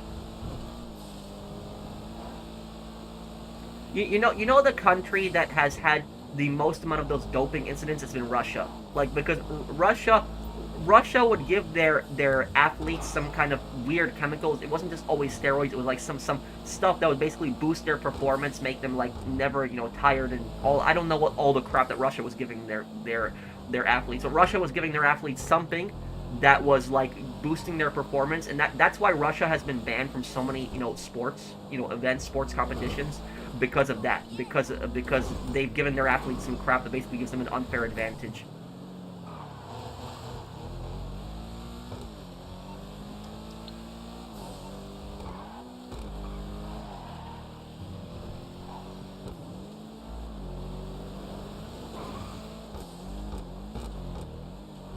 Have you heard about creatine? It's normally a powder, but if you take it in pure, think of it as natural steroids. It's actually really good for brain health in addition to muscle building. Yeah, I've heard about creatine. I don't know too much about it. I know that it's legal. It's not. I don't think that it's steroids or anything like that. Do you think USA should send aid to fight the cartel? Absolutely not. No. If the U.S. tried to send, like, Mexico money to fight the cartels, I would be completely against that. The reason is because the money would go directly to the cartels. If you send money to the Mexican government, it's gonna go to the cartels. Like, that's what's gonna happen. It's not gonna work. Pita, thank you, Pita's stack for the super chat. But yeah, the thing is though, is that there really is no solution to deal with the cartels, because Mexico does not want the U.S. to get involved in their country. They're completely against that, and the reason that Mexico is against the U.S. getting involved in their country is for two reasons. The first reason is the corruption. There's a lot of corrupt politicians in Mexico that do not want the U.S. to intervene in Mexico because they're in the pockets of the cartel. The second reason, it's a pride issue. That's what it is. It's the Mexican government is like really prideful. They're like, oh, we can handle this. We can do this all on our own. And if they basically invited the American government in, they'll basically be them saying, oh, you know, we messed up. We can't handle this on our own. We need help. And so it's both a corruption and a pride issue. That's the reason primarily for it. But at the same time is, you know, what would U.S. intervention even look like? Because an invasion would be a total disaster. Like, if you send the military to Mexico, it would be a disaster. It would basically be a never-ending, you know, never-ending conflict where, you know, American soldiers would constantly get open fire on by sicarios. It would be a never-ending thing. What the solution would probably be, the solution will probably be the most effective thing. It would probably be, like I said, if anybody's ever played Ghost Recon Wildlands, you know, doing stuff like that where you send like a bunch of like special forces in, like some really like elite guys, very small teams, and you have these guys basically just take out all of these cartel bosses, these cartel lieutenants, these sicarios, have them all just waste all these guys, and then just basically just disappear, leave the country, and then deny that they were even there. I think that would probably be way more effective than like sending in actual soldiers. Drones would make light work of the cartels. That is true. The United States does know where a lot of these drug labs are, and they could blow them up with drones. But the problem with that is you would be drone striking Mexico, and basically the United States would be admitting to the world that it basically, you know, intervened militarily in Mexico, and that would look really bad too. So that's what I'll say about that.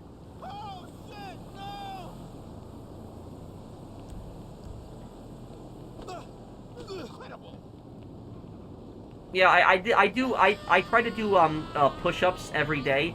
I do 3 sets of 30 push-ups. I started doing that recently, so I do 30 push-ups. I take a 2-minute break, do 30 push-ups again, 2-minute break, do 30 push-ups. That's what I've been doing a bit.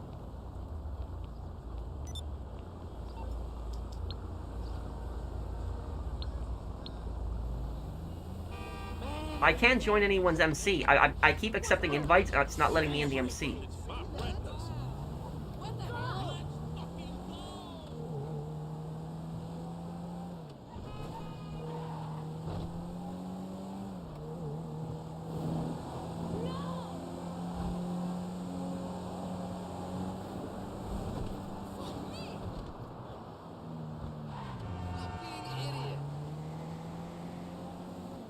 I'll play it earlier this year in spring, Hopkins.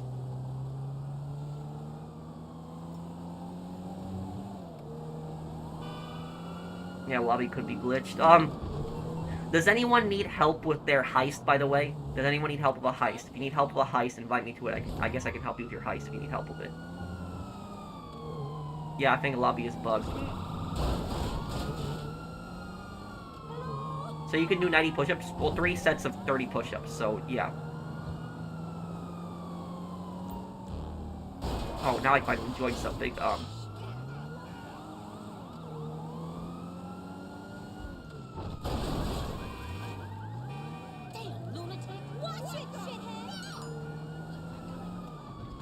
Want to do my casino heist? Sure, Nikki. I haven't helped you with a casino heist in a long time. Let's do yours then. Oh. It's got boats here. Okay. Every single Mexican political party was tipped off by the cartels, huh? Yeah. And the thing about it is that Mexico has an insanely high amount of politicians that get assassinated. Like, if you just Google political assassinations in Mexico, it's ridiculous how many politicians get assassinated. Even presidential candidates routinely get assassinated. Like, there are so many people that get assassinated in Mexico, it's just not normal. You know, I never hear about stuff like that in America. In America, you might have, like, an attempt on a politician every now and then, but it's not something that happens, like, you know, you don't have a politician that gets assassinated every month. You know, stuff like that doesn't really happen in America.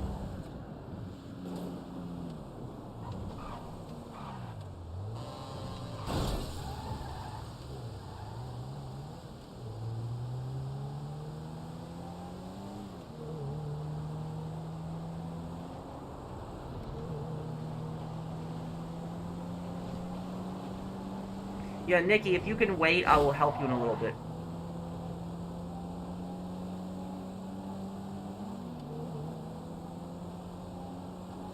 How do I stop getting the ruby necklace and Cayo Perico? It's all based on chance. That's what it's ultimately based on, dude. Just all based on chance.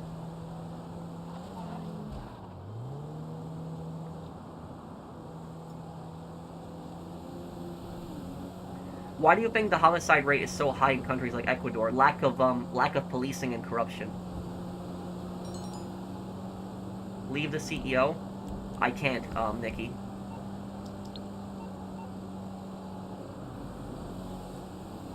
It's in the middle of a sale.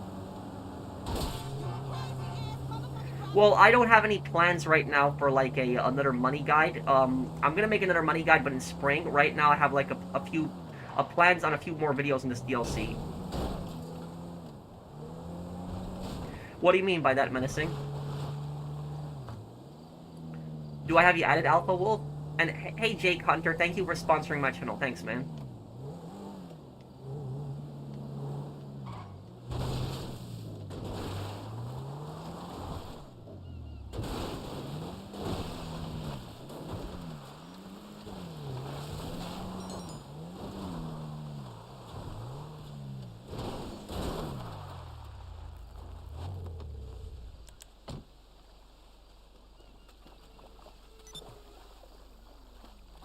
Nikki, give me a moment. I will join you right after this. I'm just gonna help with this sale here first.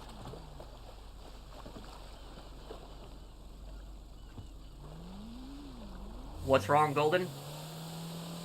What's up, Professional? Hey, Stanley Johnson. Thank you for the super chat, man. Thank you, dude.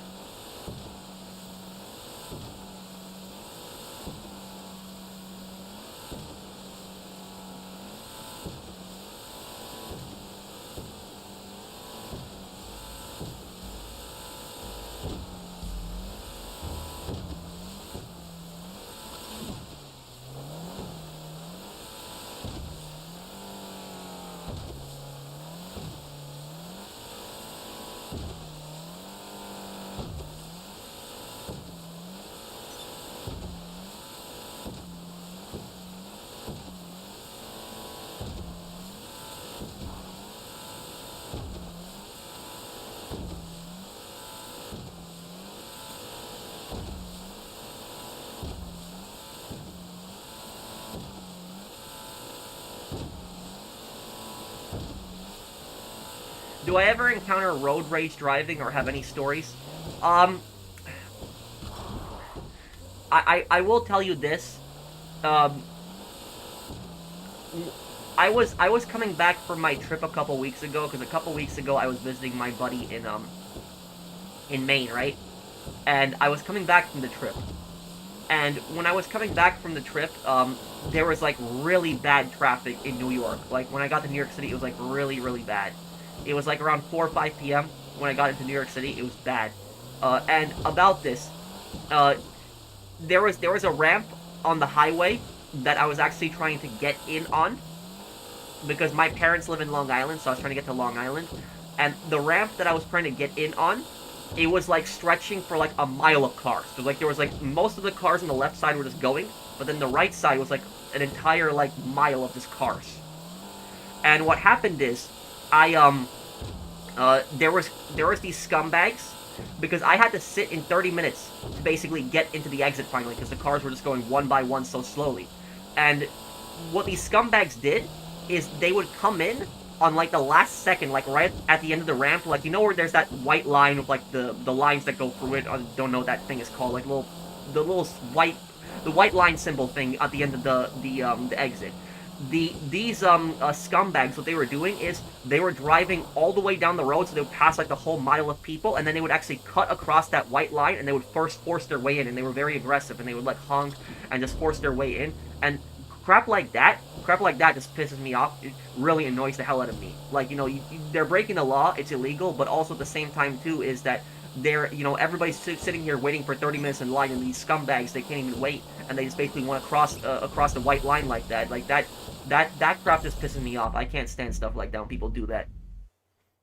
Oh, I hate driving in New York City. I hate it. I agree with you. I hate driving in the city. I hate it.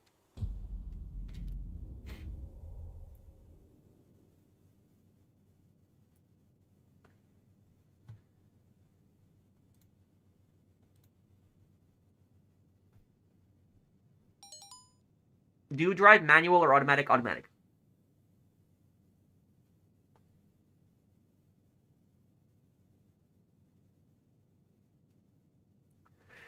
Traffic in Denver, Colorado was crazy, busy, but driving through Wyoming, there was pretty much no traffic. Yeah, you know, Wyoming has very strong winds though, but traffic is good in you know, it is an easy state to drive through. You know what I will say about Las Vegas? Nikki, you can start this. We only need 3 people. What I will say about Las Vegas is that Las Vegas handles traffic pretty well. It does. Because whenever I was in Las Vegas 3 times, and we were driving several times through Las Vegas, we never really encountered traffic. Maybe on some of the bigger roads, we encountered a little bit of it, but it was never really a massive problem in Las Vegas. So Las Vegas handles their traffic pretty well, at least compared to where I'm from New York. Like, New York traffic is a disaster. It's terrible. It just doesn't work.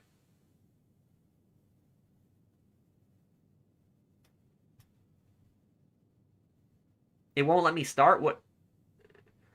Okay, Nikki, you're gonna have to Nikki, you're gonna have to make a new match. Make a new match and invite me then.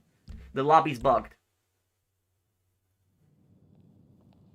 And we'll invite Crazy Kitten, because Crazy Kitten was in the heist with us, just to be fair to Crazy Kitten.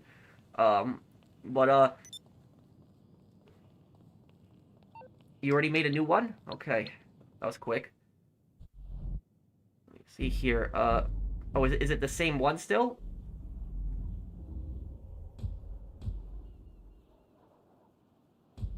No, I've never been to Mississippi. I see you're coming. Okay, now it's working. That's weird. Are you actually a landlord? Yes, I own 2 rental properties. Thank you, KC Dylan. LVIII.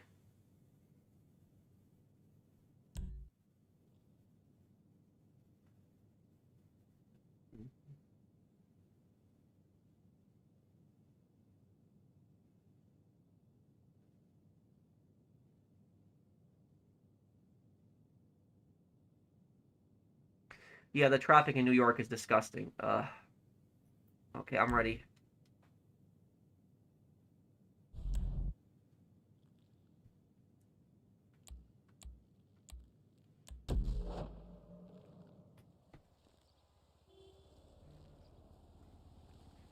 I'll make a lore video on the Lost and Damned, the Ballad of Gay Tony. I'll do that sometime next year.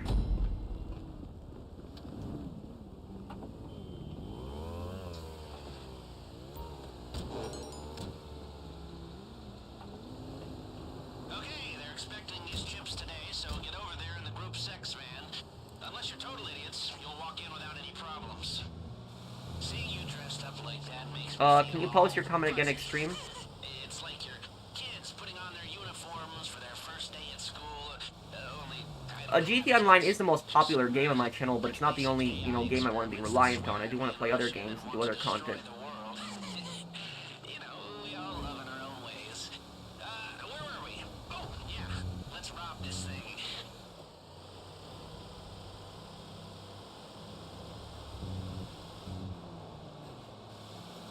Is the New York subway dirty and disgusting like everyone says it is? Unfortunately, it is. As a New Yorker, I will tell you it is. The subways in New York, you will see rats on the tracks. You will see graffiti. You will see dirt. It's just unsanitary. The subways themselves are not very clean. I wish they would be nicer looking. And the thing is, New Yorkers pay some of the highest taxes in the country, and for paying some of the highest taxes in the country, we have some of the worst transit system. That's like, it's not good. Hey Marcus, how you doing, dude? But here's what I will tell you guys about the New York subway. Do you know what the worst thing about the New York subways is, guys? It's not even the rats. It's not even the fact that the trains don't arrive on time. It's not even the fact that the stations are dirty. You know what the worst part about the subways is? It is whenever there's a really big thunderstorm. Whenever there's a really big thunderstorm, get out of the subway. Do not be in the subway when there's a really big thunderstorm because it will flood the subway. The subways will get flooded. The subways are built so badly in New York that whenever there's a really bad rainstorm, like a really, really big rainstorm, the subways will get flooded. Like the steps and everything will get flooded. You'll have like a few inches of water in there. It's disgusting. That is it. Take the elevator or stairs down to the vault.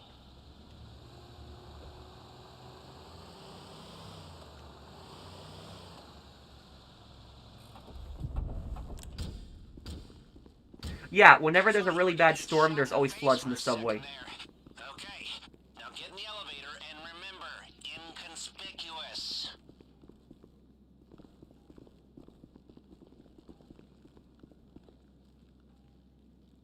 Yeah, that was weird.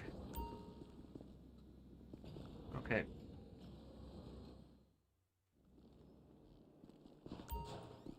A guy from prison asked you for money at a what? At a baseball game? Who's nervous? Howdy. You looking for the vault? Alberta is a rat-free province. That is true. It is. Because the government has the government has taken a very strict approach in exterminating them. Yes. Come on. How much better does it feel when the marks are this dumb? Oh, and crap. Put on fidelity mode, everyone, here. I almost forgot about that. I don't want this heist to glitch on me.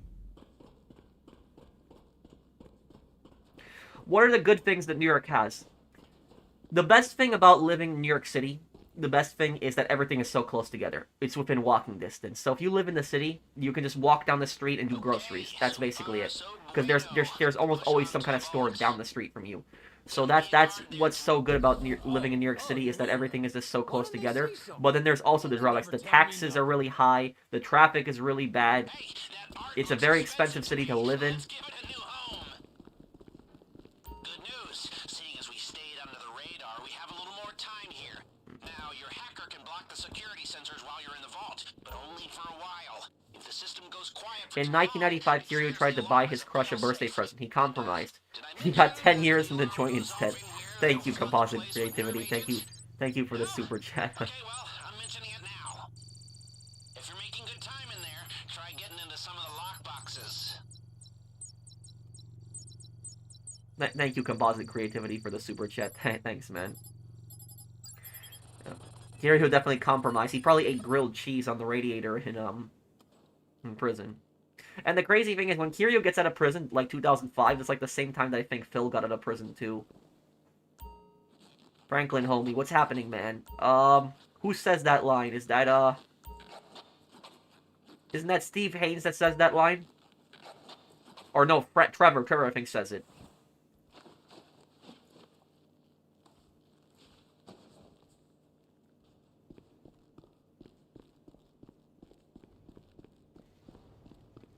I can help you with that later, probably, Golden. Are you a busy man? Well, I'm doing a lot of projects right now, but why? What's up, dude?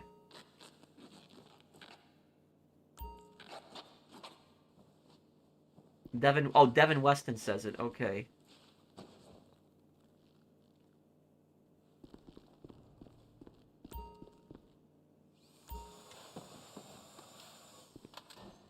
Was the cleanest U.S. city you've ever seen? For me, it's easily Omaha, Nebraska. The dirtiest was Springfield, Missouri.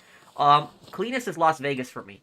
Yeah, out of all of them that I've been to, Las Vegas has to be the cleanest. I was so impressed with how clean the Strip was in Las Vegas. I thought the Strip would be dirty because there'd be so many tourists dropping garbage, but the Strip is actually very clean. Actually, very surprised by that.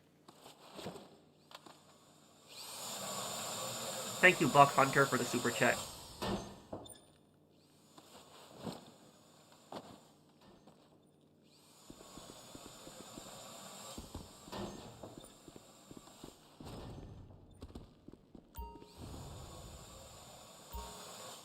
Is it true that Stalin was scared of one man? Yes, Joseph Broz Tito, the dictator of Yugoslavia. Stalin was terrified of him.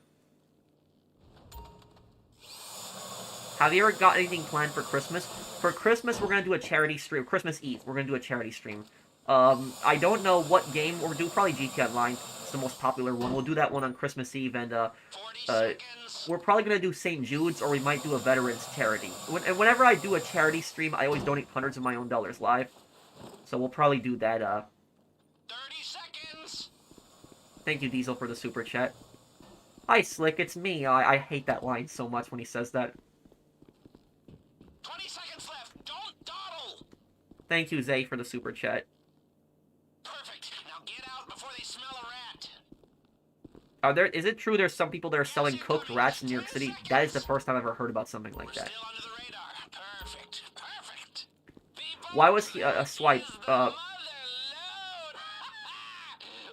Just swipe. Okay, let's see if we can get the way out as smooth as the Oh way crap. in. Okay, Get your do it again. keycards ready.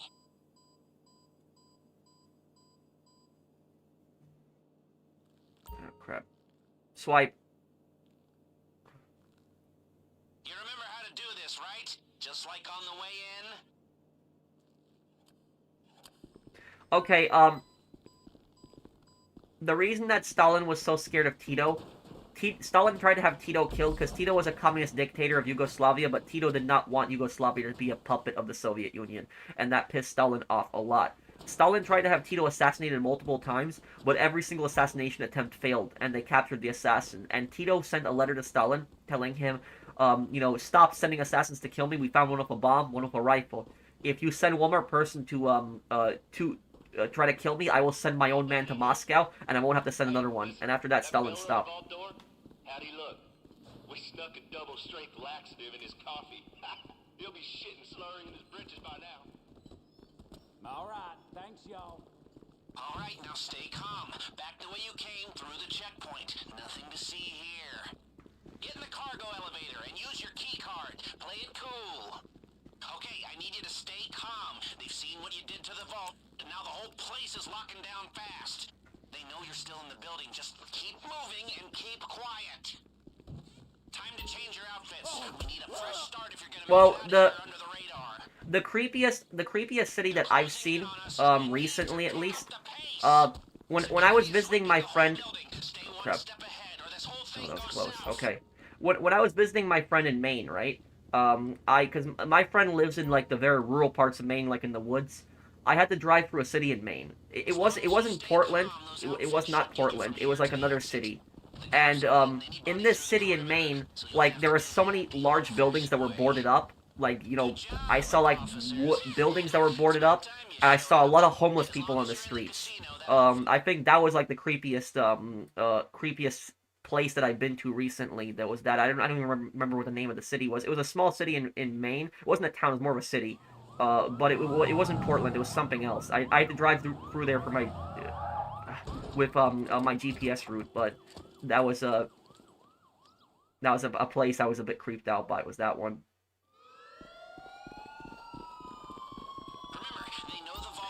Thoughts on guns? Thank you, Official Cons, for the super chat. I'm not sure what the name of the town is. I just drove through it. It was like a big road, and there was like several. It was like right off a highway, and there was like this one building that was like really big. It was like a really big abandoned building. Like it looked like a warehouse or something like that. It was giant. It was like 4 floors. It was like a massive building. And then there was like this road that was going down the. There was this big road that was actually going down, and that road, there was like several car dealerships. Like there was car dealerships on one side of the road. So I don't know if that's Lewiston or what, but that was the town that I was going through. But let me answer your question. Thoughts on guns, Brown University in Australia. Well, it's really horrible what had happened in both places, in Australia and in Brown University. But what I will say about this, and thank you, official Conch, for the super chat. My perspective on this is I don't think that it's the fault of the guns. A lot of times people will blame the guns for this. It's ultimately, I think it's the person who's doing it. I think the person that they are the most at fault here. So I don't necessarily think it's the guns. The way I look at things is I think that bad people are going to try to do evil things regardless if they have guns or not. Like, for example, in France, there was a terrorist attack where a guy took a truck and, killed over 100 people in an attack. So I don't think that guns are necessarily the problem. I think the problem is mental health, and I think bad people. I think that's what the issue is. Like, for example, I'll say this. I grew up in New York, where I grew up, and in New York, where I grew up, almost nobody owned a gun. But the thing is as I got older, I kind of changed my view on a lot of things. And when I moved to the Midwest, I moved to the Upper Midwest. The town that I live in the Upper Midwest, right here in this town, like, everybody owns a gun. Like, everybody does. Like, even my handyman, like, when my handyman, like, comes over to my rental properties, like, he owns a gun as well. He has a gun, a handgun in his truck. So, like, everybody is, like, has, like, a gun. But there's, like, no shootings in my town. Like, you'd think that there'd be a lot of shootings, but there's no shootings. And, when I look at something like that, like, a town where everybody, almost everyone has a gun and there's virtually no gun violence, that leads me to believe it's not the guns that's causing the problem, it's more the individual. That's what I think it is. I think it's the individual that's to blame for this. I don't think it's fair to blame guns and gun owners, because there's plenty of people that own guns. I own firearms as well. I own several guns, and so I don't, like, I'm not a psycho. I would never do anything horrible, and so I don't think that it's, I don't think it's fair to punish, legal gun owners who have done nothing wrong for, like, some psycho or what some criminal is doing, stuff like that.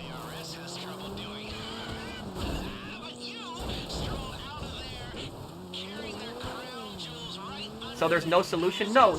It doesn't mean that there's no solution. It just, my God, Lester won't shut up. I wish there was like an option to mute him in these missions. Let me just mute the game here. So look,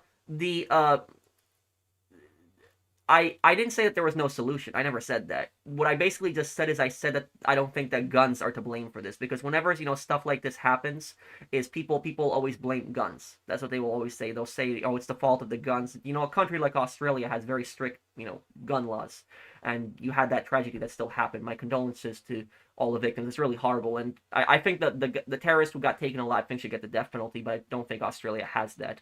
But what I think the solution to stuff like this is, I think it's better mental health, because America has a very bad mental health system. Very, very bad. Like, other countries, like especially European countries, that deal with mental health much better than America does.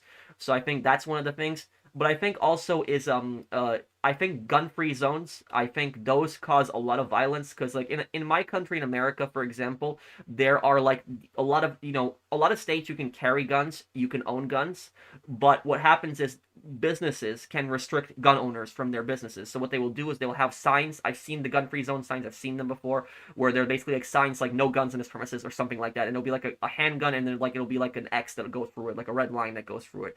And when criminals see stuff like that, they don't care. They're basically saying, like, oh, every single person in this place is defenseless.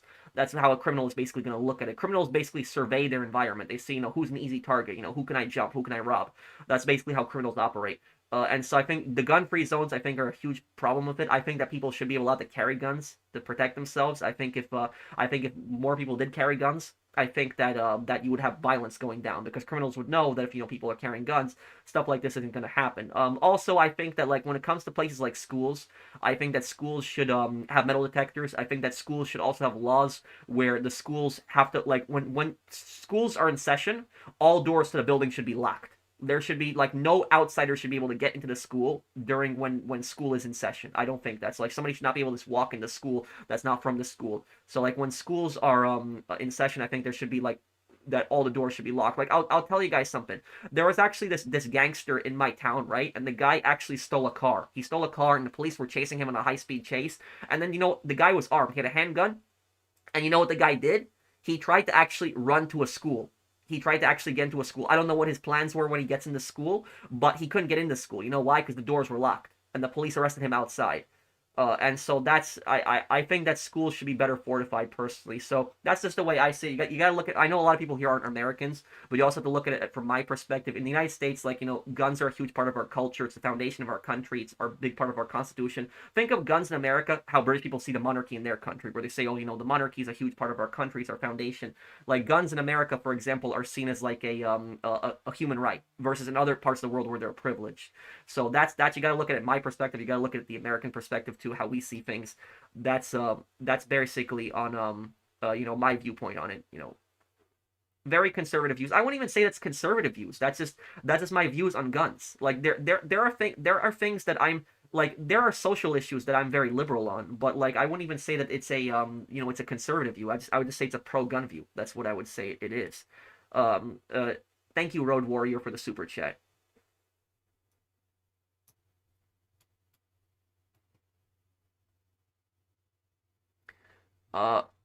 Yeah, and I do believe that. I do believe the Second Amendment protects all other amendments. I do agree with that. That I do agree with. But what about misfires like with children? Listen, if a child gets a gun, right? If a child gets a gun and that child hurts themselves or does something else that's really bad with the gun, that is the fault of the parent. That is not the fault of the guns. That doesn't mean that guns should be banned. It should be the parent should be arrested for that. Because if you are such a careless person that you basically allow your children to get access to that, is that you should not, one, you should not be a parent, but also two, you should be in prison for doing stuff like that. It's extreme recklessness. Also, crackdown against extremism too. That too, also Diesel, I would say.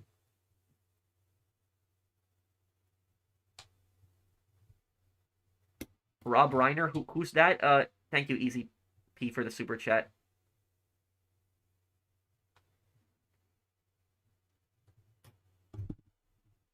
Yeah, and look, here's what I will tell you guys.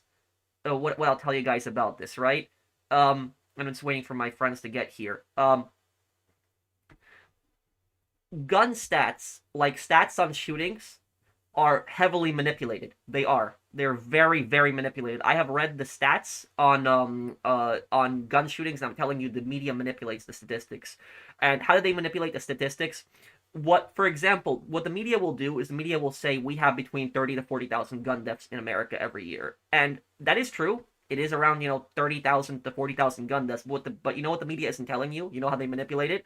What they're not telling you is that 60% of those deaths are suicide. It's people killing themselves with guns. And to me, I don't think that should be counted as gun violence, because violence usually requires at minimum 2 people. So if somebody just kills themselves, I don't really think that that's violence. I think that that's they took their own life. But I will say this, is that if somebody is suicidal, they're going to try it, unfortunately. They could just drive to a bridge or something like that. So I don't think that you can blame suicides on like gun violence. Like, for example, like Japan, a country like Japan, it has virtually no guns, and in Japan they have an extremely high suicide rate, one of the highest suicide rates in the world. So getting rid of guns is not going to decrease the suicide rate, for example. And also, when they include all of the gun deaths, right? The gun deaths, what they're including is they're including self-defense shootings in that, and they're also including police shootings and accidental shootings. They're including that in there. And the thing about this, if somebody comes into your house, right, breaks into your house in the middle of the night and tries to hurt you, and you shoot them, is that gun violence? Yes, it is gun violence. But the thing about that is, it's the way the media is framing it is they're making it frame like some innocent person got shot. That's basically what they're framing it as. So some gun violence that happens is because people are defending themselves. They are literally defending themselves. So I don't think that you can count self-defense shootings into, the rest of the shootings. How the stats should be is that gun stats should be broken down based on murders, suicides, self-defense shootings. That's how the stats should be broken down. But what they do is they combine the shootings, the self-defense shootings, the murders, and the suicides all in one big stat, and they say, oh, all these people were, murdered by guns. So that's basically what they'll do stuff. And what the media tends to do is the media even tends to manipulate like the school shooting, statistics, because what will happen is a school shooting means any kind of shooting that happens near school grounds. It doesn't. Nobody even needs to die. So, for example, is a lot of school shootings that happen on those statistics aren't even from some madman that walks into the school and opens fire on people. You know what it is? A lot of times it's gangs. It's gangs in urban cities. So, for example, let's just say that in Chicago, right? In Chicago, you have two gangsters that basically open fire on each other, and they're like 1 block away from the school. And one of those bullets goes across the street and hits the side of the school, like hits the wall. Nobody gets shot, nobody even dies. That now counts as a school shooting. So you see how the statistics can be manipulated heavily with that. So that's basically, they do stuff like that. So yes, there is gun violence that happens in America, obviously. America is the most heavily armed, country on earth. But what I think is the media a lot of times does not tell you the full truth of the statistics. They don't tell you about like defensive gun usage when somebody actually protects themselves. They don't tell you about the pros of gun ownership. They just basically make it seem like every single person that uses a gun is some evil, psycho, paranoid person, when that's not true. Let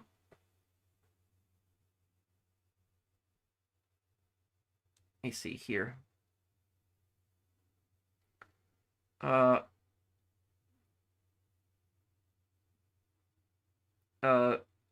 me see. No heist pass stats. Well, yeah, it was just we just finished the heist.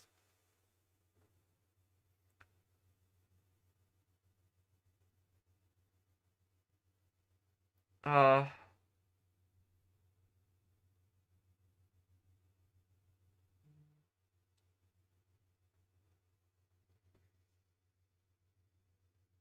Not to shoot. Well, yes, knife violence can also be a problem in America, but that shows you right there that just going after guns is not the solution to that.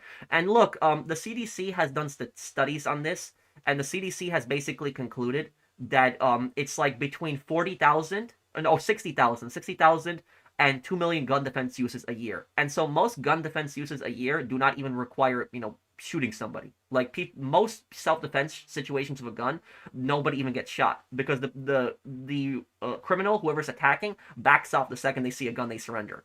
So that's it. So there's more defensive gun uses than there is, criminal gun uses.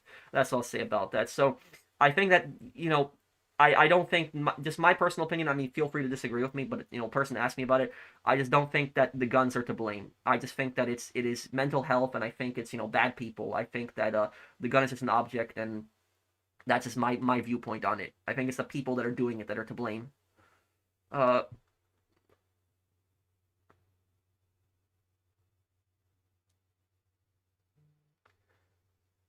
Any chance you would replay Red Dead Redemption in Netflix? Probably not, nah. No, I might do a stream getting 100% on the PS5 version, but nah, that is true. In the UK, you can't even own pepper spray, I think it is.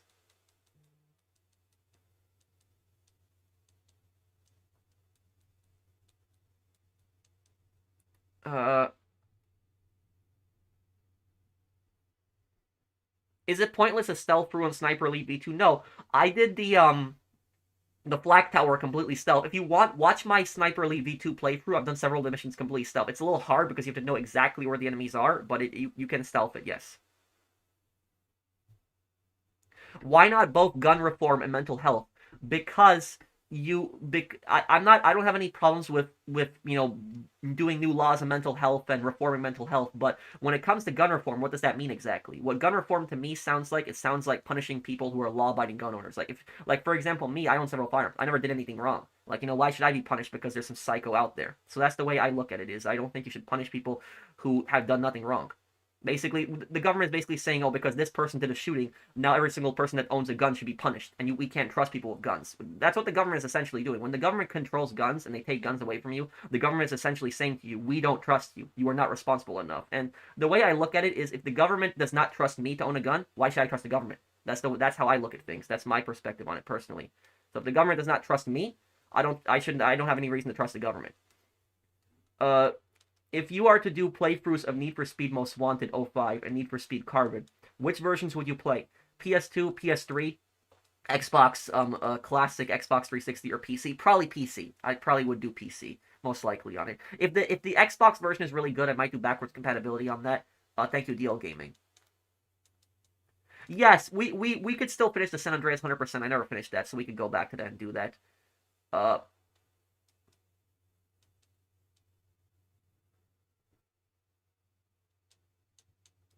It's kind of the same thing when the teacher holds the entire class to recess because one or two kids were misbehaving. In a way, yeah.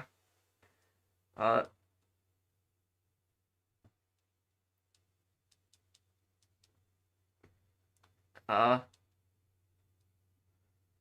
me see here. Just started Bully on PS5 and it keeps crashing. They also happened with God of War. I feel like I've tried everything. Any suggestion? It might be a backwards compatibility issue, because certain games' backwards compatibility are a disaster. Like, for example, Sleeping Dogs. If you try to play Sleeping Dogs backwards compatibility, it'll constantly crash. Manhunt, I think, also crashes on the PS5. So Manhunt does not work backwards compatibility. Sleeping Dogs doesn't. I think that that might be one of them. Look up on Google if there's any backwards compatibility problems with PS5 and Bully. That might be the problem. Pro, I don't mean to bug, but do you see my comment up top? Let me see, Extreme. What's the comment?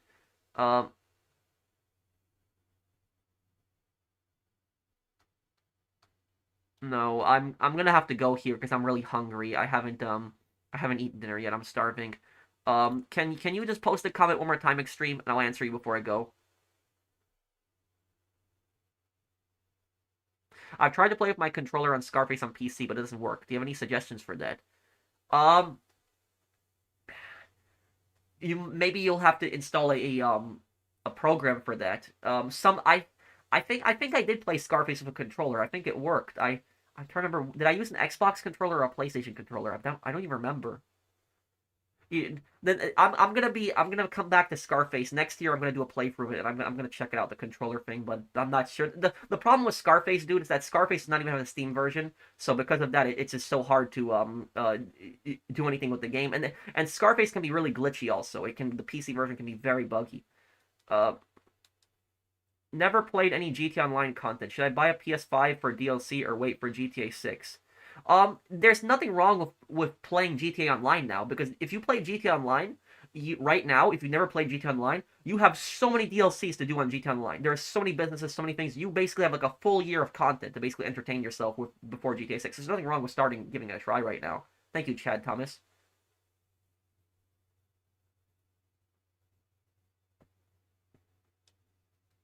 Thank you, Tom, for the super chat too. Okay, Extreme, I don't see your comment, I guess. Just, Extreme, why don't you just leave a comment on this live stream? Like, when the live stream becomes a video, just leave a comment on there, and I'll reply to you a little bit later. What do you think of chips? Potato chips? I love potato chips, but I know they're really unhealthy, but I eat a lot of them. I like salted and vinegar, my favorite. But thank you guys for watching. I hope that you guys enjoyed the stream. If you did, drop a like, and I'll see you guys on the next one. Also, in about an hour, I'll have the next part of Yakuza, so if you want to watch Yakuza in an hour, be up. If you enjoyed the stream, subscribe to me if you're new. It helps me out a lot, and I'm gonna have some more videos on this update this week on GTA Online. Thank you guys for watching. Take care, everyone, and have a wonderful day, guys.